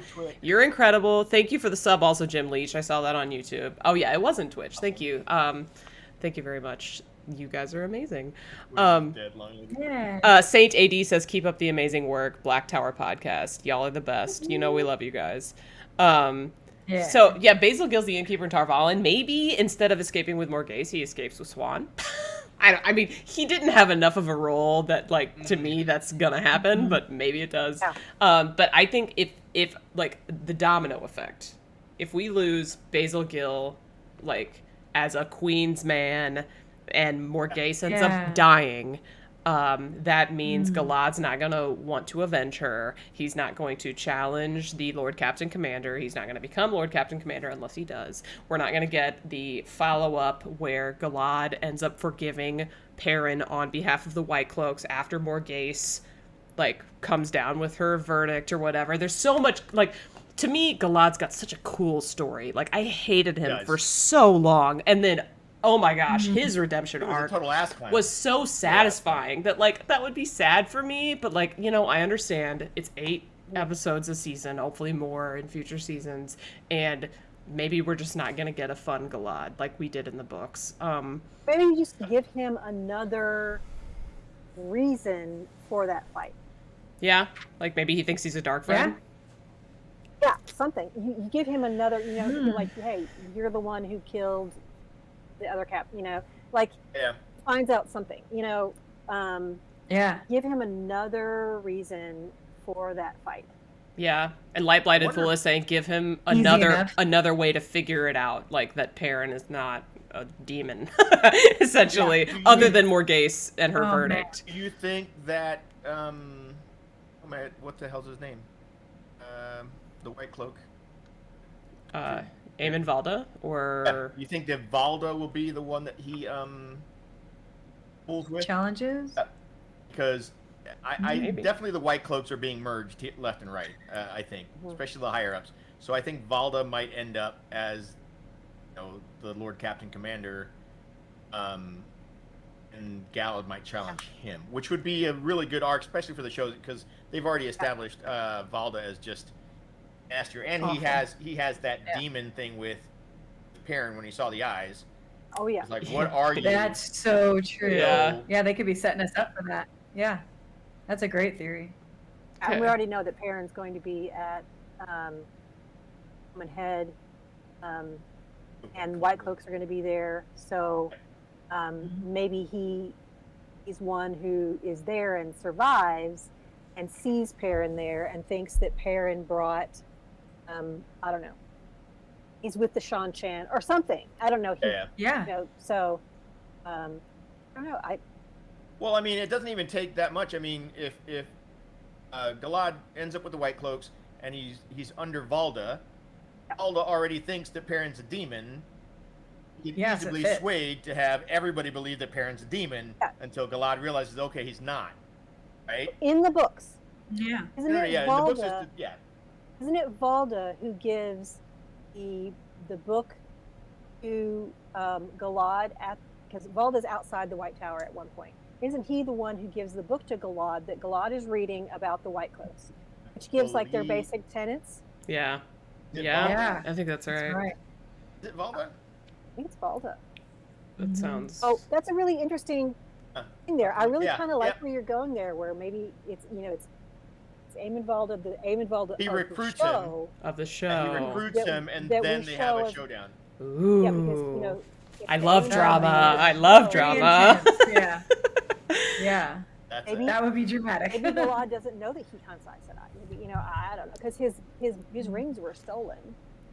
Well, in the show, Valda's also a questioner where he wasn't in the books. So I love how the conversation about Basel Gill went to Morghese is gonna die, Galad's still gonna have a cool arc. Like, basically, we love you, Basel Gill, but like, really, it's just what that means for everybody else. You're dead to us. You're dead to us.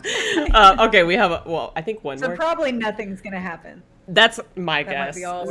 Somebody said they think that he was just an Easter egg for the book. For people like us. For people like us who are like, oh my god, it's Basel Gill, right? And so, and just like the four kings totems outside the bar or whatever, the tavern or whatever. True. Okay, the last but definitely not least, we have. Here we go. Our girl Siwan. Oh my god, I loved her. And I hate calling her a side character, but she was in one episode or two episodes, I guess. So like, just one. She was mentioned in episode 5, but then she was only in episode 6. God, that's right. Okay, she wasn't even in episode 7. Okay, she had such an impact on me that I'm like, surely she was in like 1.5 episodes, right? But no, Sophie Okonedo knocked it out of the park. Insane acting in the, I guess, one episode 6 that she was in. Zuul, do you think she is different? Other than obviously her like active relationship with Moiraine, that's different. But like generally, other than that, like, do you think it's different? Or I do. Yeah, I do. I don't think she's as like taciturn or we get her cleverness in the books, her mental agility. And toughness. So I love that we got her backstory as a child, and how obviously it had to be tough to leave her father and go off on her own. And we can talk about that parenting another time. But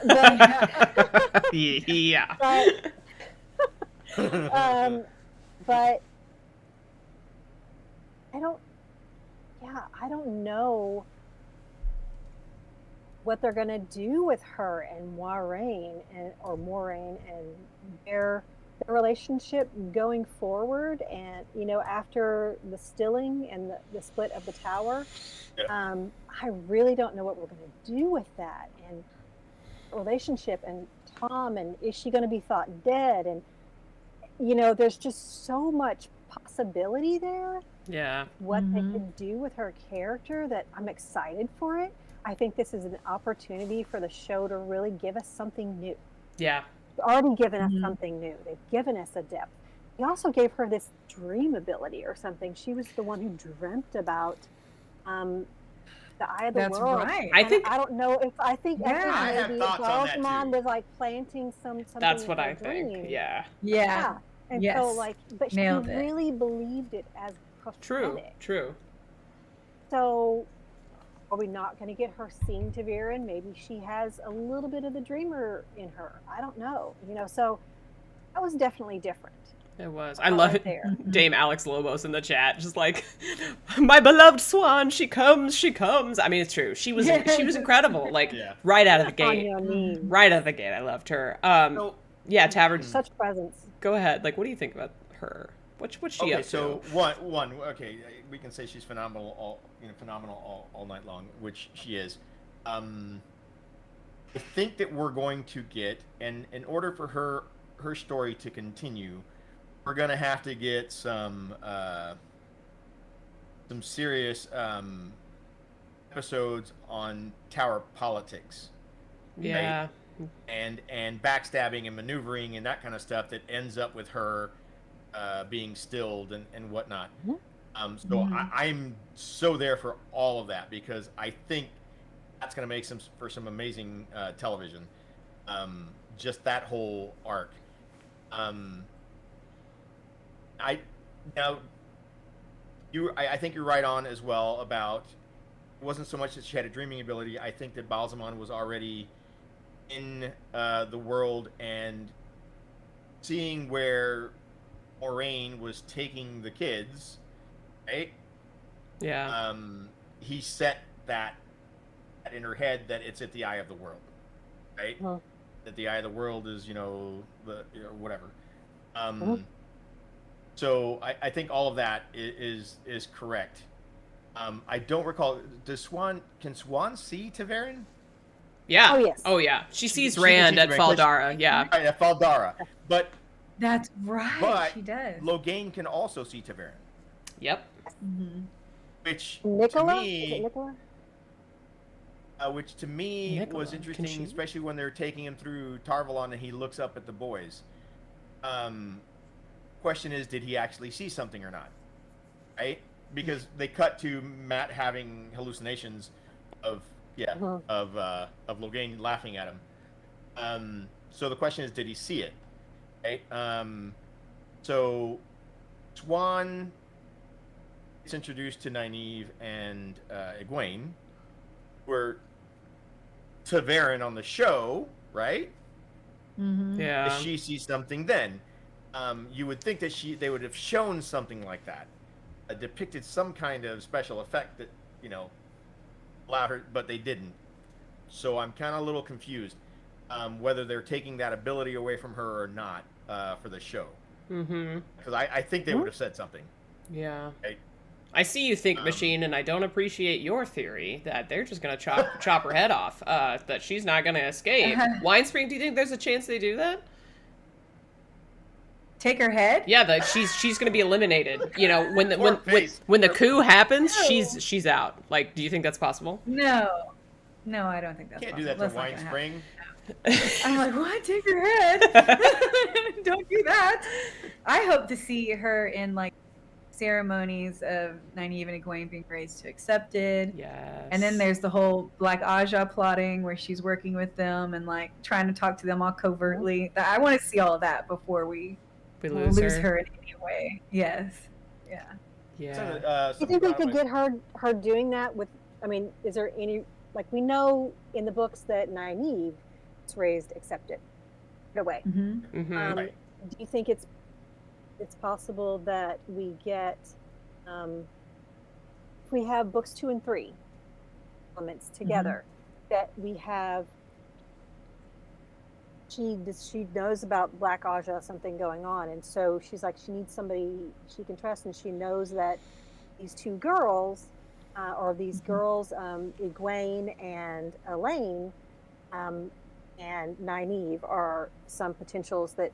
So she's like, maybe she raises them in season 2.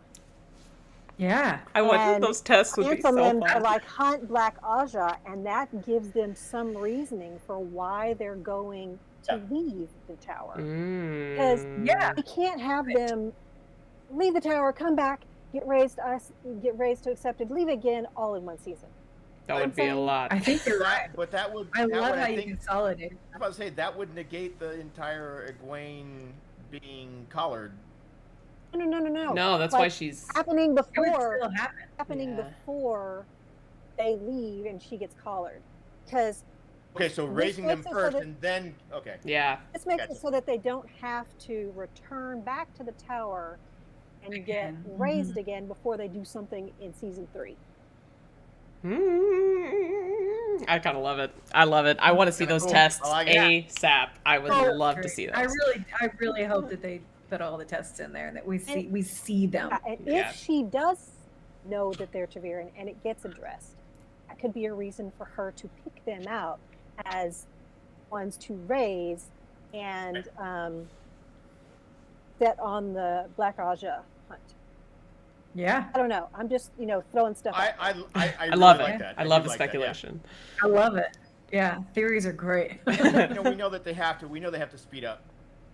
They do. The show. They do. A lot of things. They do. yeah. Speed up a lot. And they can't have them leaving the tower back and forth. Yeah, we can't be going We'll back see. and forth, like in one. That's a really good point.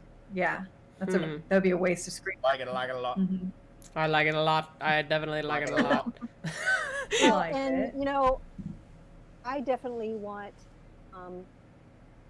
I love the Swan and Rain relationship. Mhm. Yes. I love that, and I love Yeah. all that they've given up over the 20 years, and their wedding, vows things. I liked that.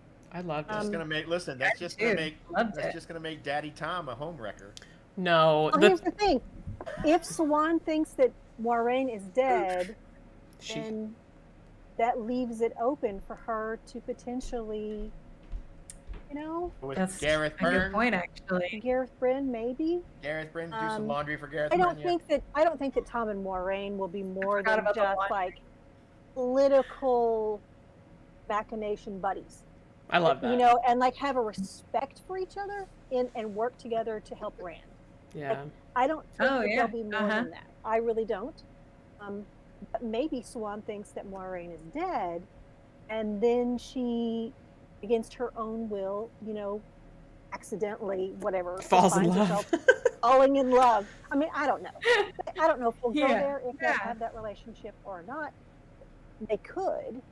And so, I mean, maybe they're not like, and we haven't even necessarily thought about this, but the Wheel of Time is one property where like polyamory is not that weird, right? The Aiel do it, Yeah, like, true. and so honestly, they might not have the exclusivity requirement that you would maybe expect. Just based on like society in our world, maybe because they're like separated for 20 years at a time, it's kind of like a I love you, you love me, we're like this forever.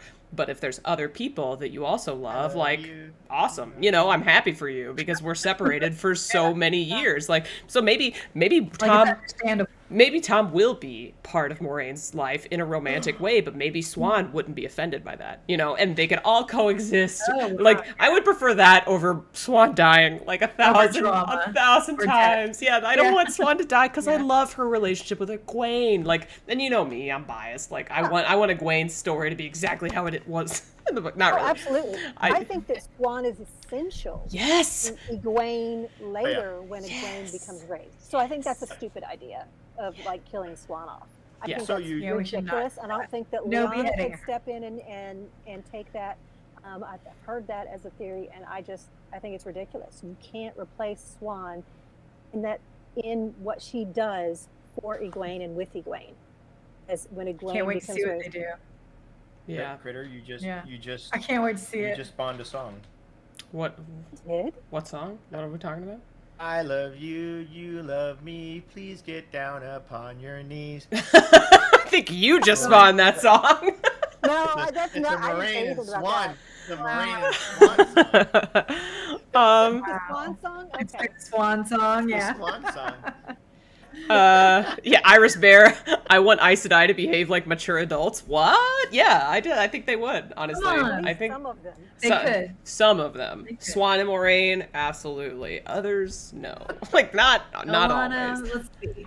Alana, You maybe. brought up the machinations in the tower, and Alana did bring that up. I mean, she in episode 5, when she's sitting there on the bed with Moraine, they're talking about, like, you can see already there's rumblings of maybe somebody challenging Swan. So I really think we're going to get some of that in the tower. Some tower politics. Yeah, tower politics is going to be In amazing. the first half of the season, I think we're going to get that, and I am here for it. Well, Rafe loves it, so like I also expect it because that's like his jam. He added it to season 1 when it wasn't in the books. I cannot believe he would just ignore it in season 2. I just can't. Yeah. But especially because we're going to need to lay the groundwork for the ultimate coup, which is going to be, in my opinion, the red wedding of the Wheel of Time. I think it's going to be people wonder, like, how is the Wheel of Time going to hook people? Like, what are people going to talk about, like, for years? And like, the tower takeover is going to be sick. It's going to be sick. Like, and it's going to be early, and everyone loves Swan because Sophia Grenado knocked it out of the park. And if we meet Gawain and Galad, fuck Gawain. But anyways, if we meet them, and then Gawain kills his mentor, and then we all fucking hate Gawain, right? Like, all of that stuff is just gonna be such good TV. I know, sorry, Tavern, but like, we're talking about, oh god, we got a spammer on the chat on the YouTube. I'm trying. You got this, Winespring. I said it so many times. I know, but like, I said it because we're gonna get to the point where maybe we hate him. But all right. We already hate him. Well, show only watchers. They're gonna like him. I think that'll be definitely another. It's gonna be a douche canoe. He better be a douche canoe from the get-go. Because if they make me like him, I swear to God. No, we're gonna like him, Zuul. I really think that it's going to be another one of those characters that they're going to give us and make us really like, which they did in the books. They did. We liked him early on. Really liked him, and we didn't like Galad. Yes. And I like that they swapped roles. Yeah, they did swap roles. You never think that the one you're going to really like at the end is Galad. The writing. Yeah. The twist. There's a question. There's a twist. What season do we think we get the tower split? 3. Oh, we agree. I didn't even see you said that before. I think it's 3. I think we've got too much going on in season 2, but like, no, it's not going to happen in season 2. But no, way too early. I think we're going to advance tower politics enough, in my opinion, that it's going to happen in season 3. That's going to be one of the big. That's going to be one of the big things. And you know what's interesting is the Red Wedding. I think also happened in season 3 of Game of Thrones. So I'm just saying. Like, they're gonna, if they haven't renewed yet, they're gonna want that footage to show. No, if they haven't renewed for season 4 yet, they're gonna want that footage to show Amazon to be like, but look, you wanted this to be the next Game of Thrones, but look at this. Like, here we are, we're doing it. So Oliver Zier says the end of 2. That could be cool. Maybe that's how they got 3. Maybe that's how they got the 3 renewal. I don't know. Maybe. Well, wait a minute. Yeah. When did they say somebody dies?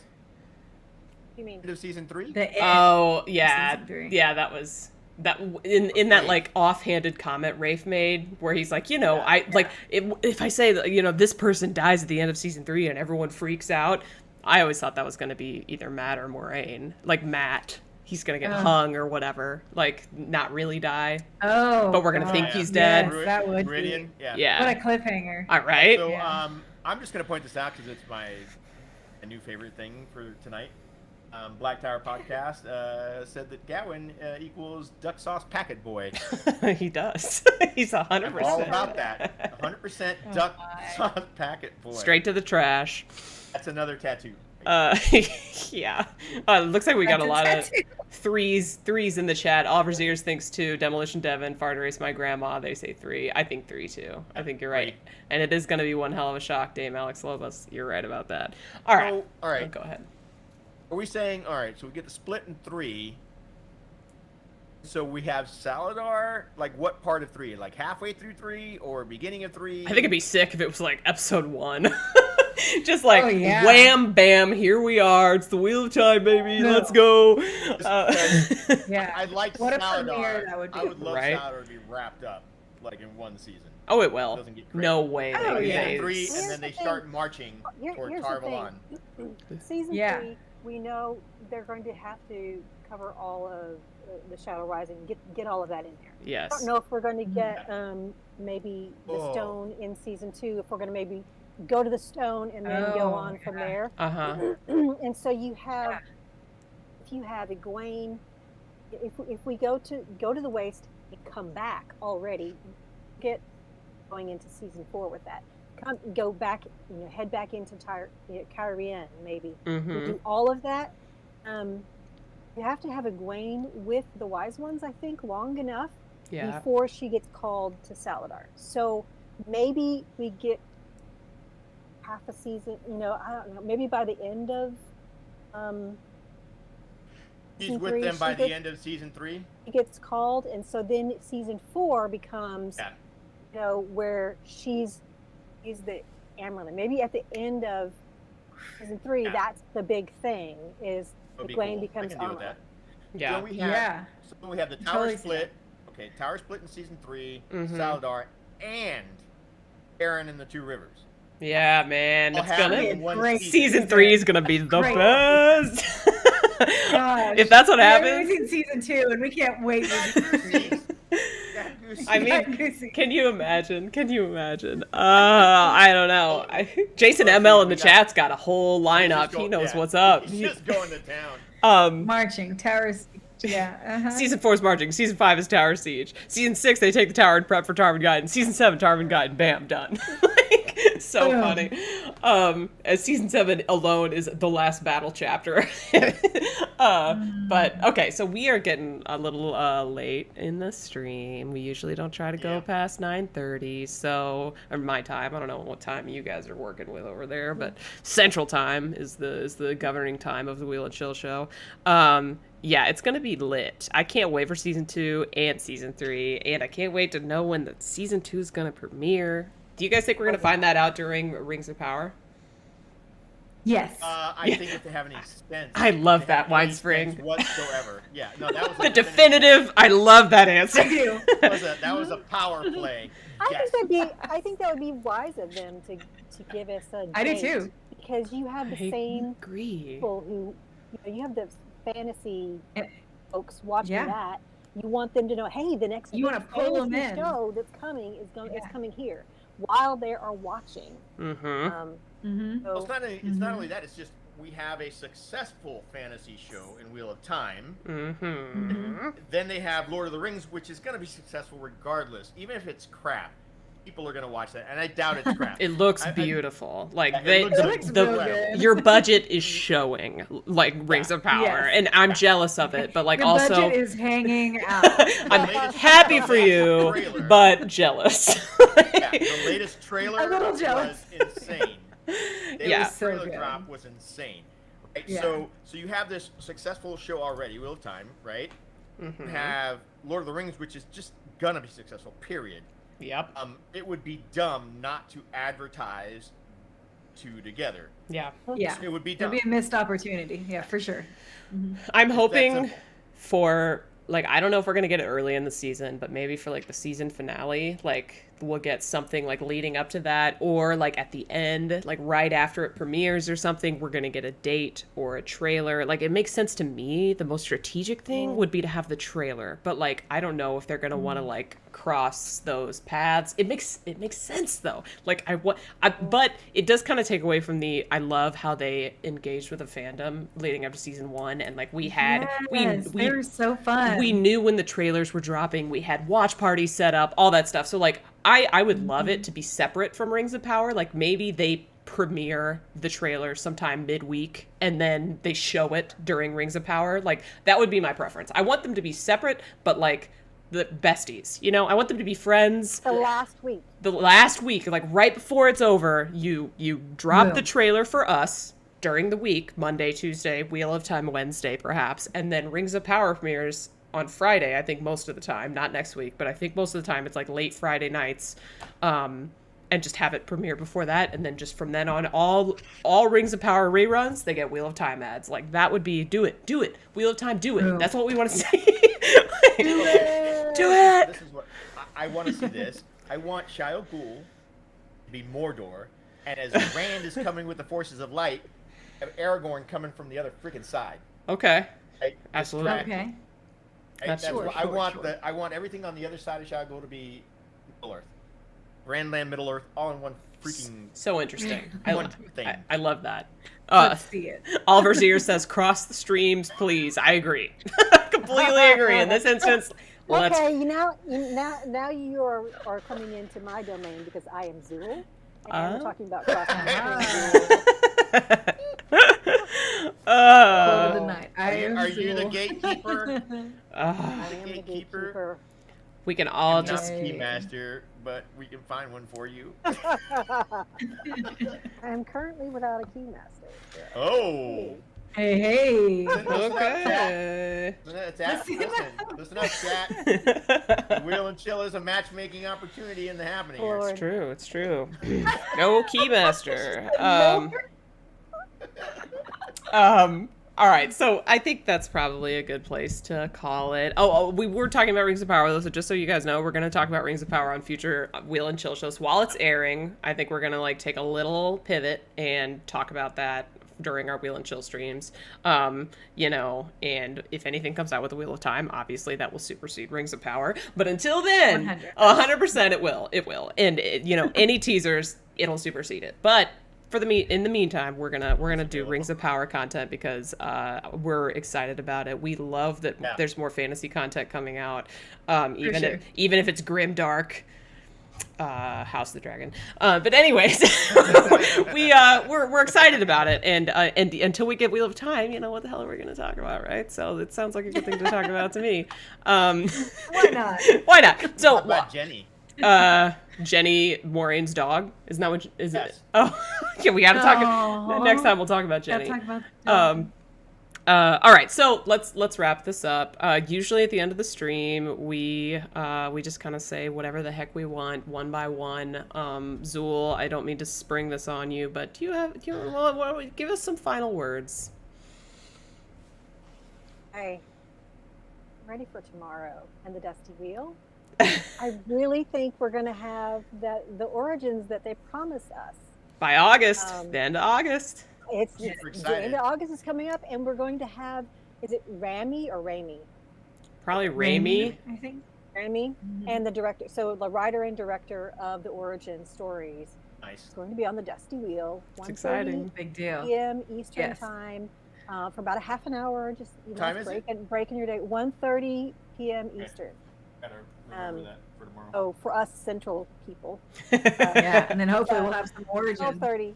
Hopefully some I origins. hope we're getting the origins tomorrow. So fingers crossed. Yeah.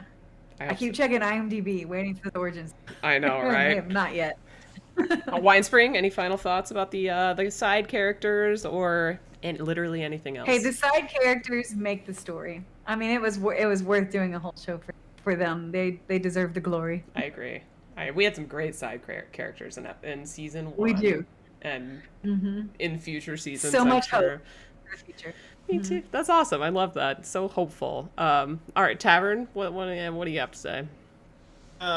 Great conversation. Zuul, thank you. Yes, thank you are so incredible. So much fun. Somebody did say that Thom was available for now. So Heyo. you're looking. Tom's available. Right. I'm excited to see what side characters we get in season 2. Elias. There are so many characters. You had Elias. I think, Oh yes, please. Eldolman. Vildoman. Eldolman. Yaganin. Yaganon's probably going to show up. Syrah. All of those characters are going to be insane, and I'm super excited. And maybe, fingers crossed, I don't think we're going to get Julian in season 2, but I fucking hope so. Because I'm a big fan of his. Fingers crossed. Aludra. Aludra. Ooh, yes. He who makes things go pop. And Varen. Varen. I was about to say Varen. Oh my gosh, I can't. I'm ready for some Varen. And maybe some more Forsaken. Oh baby, I know. Okay, so Oh, go ahead. Who do you think we're gonna get first? Just off the bat, season 2.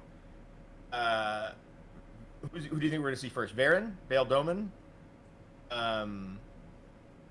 or who? Yeah, which side character that Elias. you really want? I think Elias is Probably gonna. Elias. I think Elias is gonna be a part of the Faldara party hunting the horn. He is, So I he's part of imagine. that, Isn't that Well, he in the behind the Yeah. scenes, that's where he was. Yeah. So that makes sense to me that it'd be Yeah. right out of the gate. Would it be yeah. him or would it be Varen that shows up first? Because remember, we have The tower delegation. 2 novices hanging out in Faldara by themselves. No. It could be either. Yeah, I think Well, so. actually, they're not part of the tower yet, so yeah. True. Zool, go ahead. Although they might start with them in the tower. You know, Could be. just skip the traveling, start right They away of them showing up in, at the tower. Yeah. So we Why could get not? Varen right away. We really could. Yeah, like We Varen get shows I up. would Shiri. not be We don't- we haven't- disappointed. Are we getting Shiri? I don't know. But Gosh, I hope so. I hope so Miriam? too. Yeah, Some ass whoopings. for sure. Gotta You see some have ass her. whoopings. It's a wheel of Especially time. for Egwene's storyline. I know, I roll, but like maybe they won't do the ass whoopings. All right, cool. The Tavern was that. That was it. Okay, great. I love that. That was a really good question. All right, so last but not least, here I am. It's me. I will remind you one more time to please like the stream. Be a real one and do that. Come back next week, 7 p.m. Central Time, Thursday, September 1st. Michael Kramer and Kate Redding on the Wheel and Chill show. Get hyped. That's really all I'm focused on right now. I'm pumped. I was worried the internet would mess up because my internet's been absurd, but it's at least, it hasn't crashed yet, so I'm hoping that it's going to be smooth as silk, and we're going to talk to them about mental health in the Wheel of Time, which is such a cool, important, relevant topic, and I can't wait to hear what they have to say about that. So come back then, and we're going to do it. Then Rings of Power will be coming, and then we'll be doing Wheel and Chill shows about that, and the future is bright. I think that's what I'm trying to say. This is amazing. And also Zool. Yeah, Zool, thank you so much for being here. It was such a pleasure. thank It was you. such a pleasure having you on. You are so insightful, and your knowledge about the Wheel of Yes. Time is incredibly impressive. And honestly, like, for the chat, just so you know, like, she came up with several of the people that we talked about.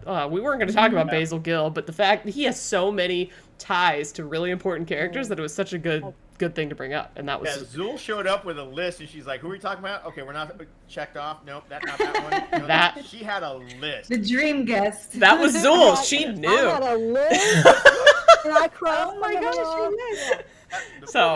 So yeah. Someone's gonna pause and read them. Yeah, well, if you're thinking about Like- having somebody like Steve on, Rogers, it's like Steve Rogers' notepad. yeah, for sure. So Zool's a great guest. Just keep that in mind. Thank you for being here. I think that's all for us. Thank you everyone in the chat for engaging. You were incredible. It was so nice to be Yeah. back for like a regular Wheel and Chill episode about the Wheel of Time show. And soon enough, fingers crossed, we're gonna have more season 2 stuff to talk about. So until then, we'll see you next week. Bye.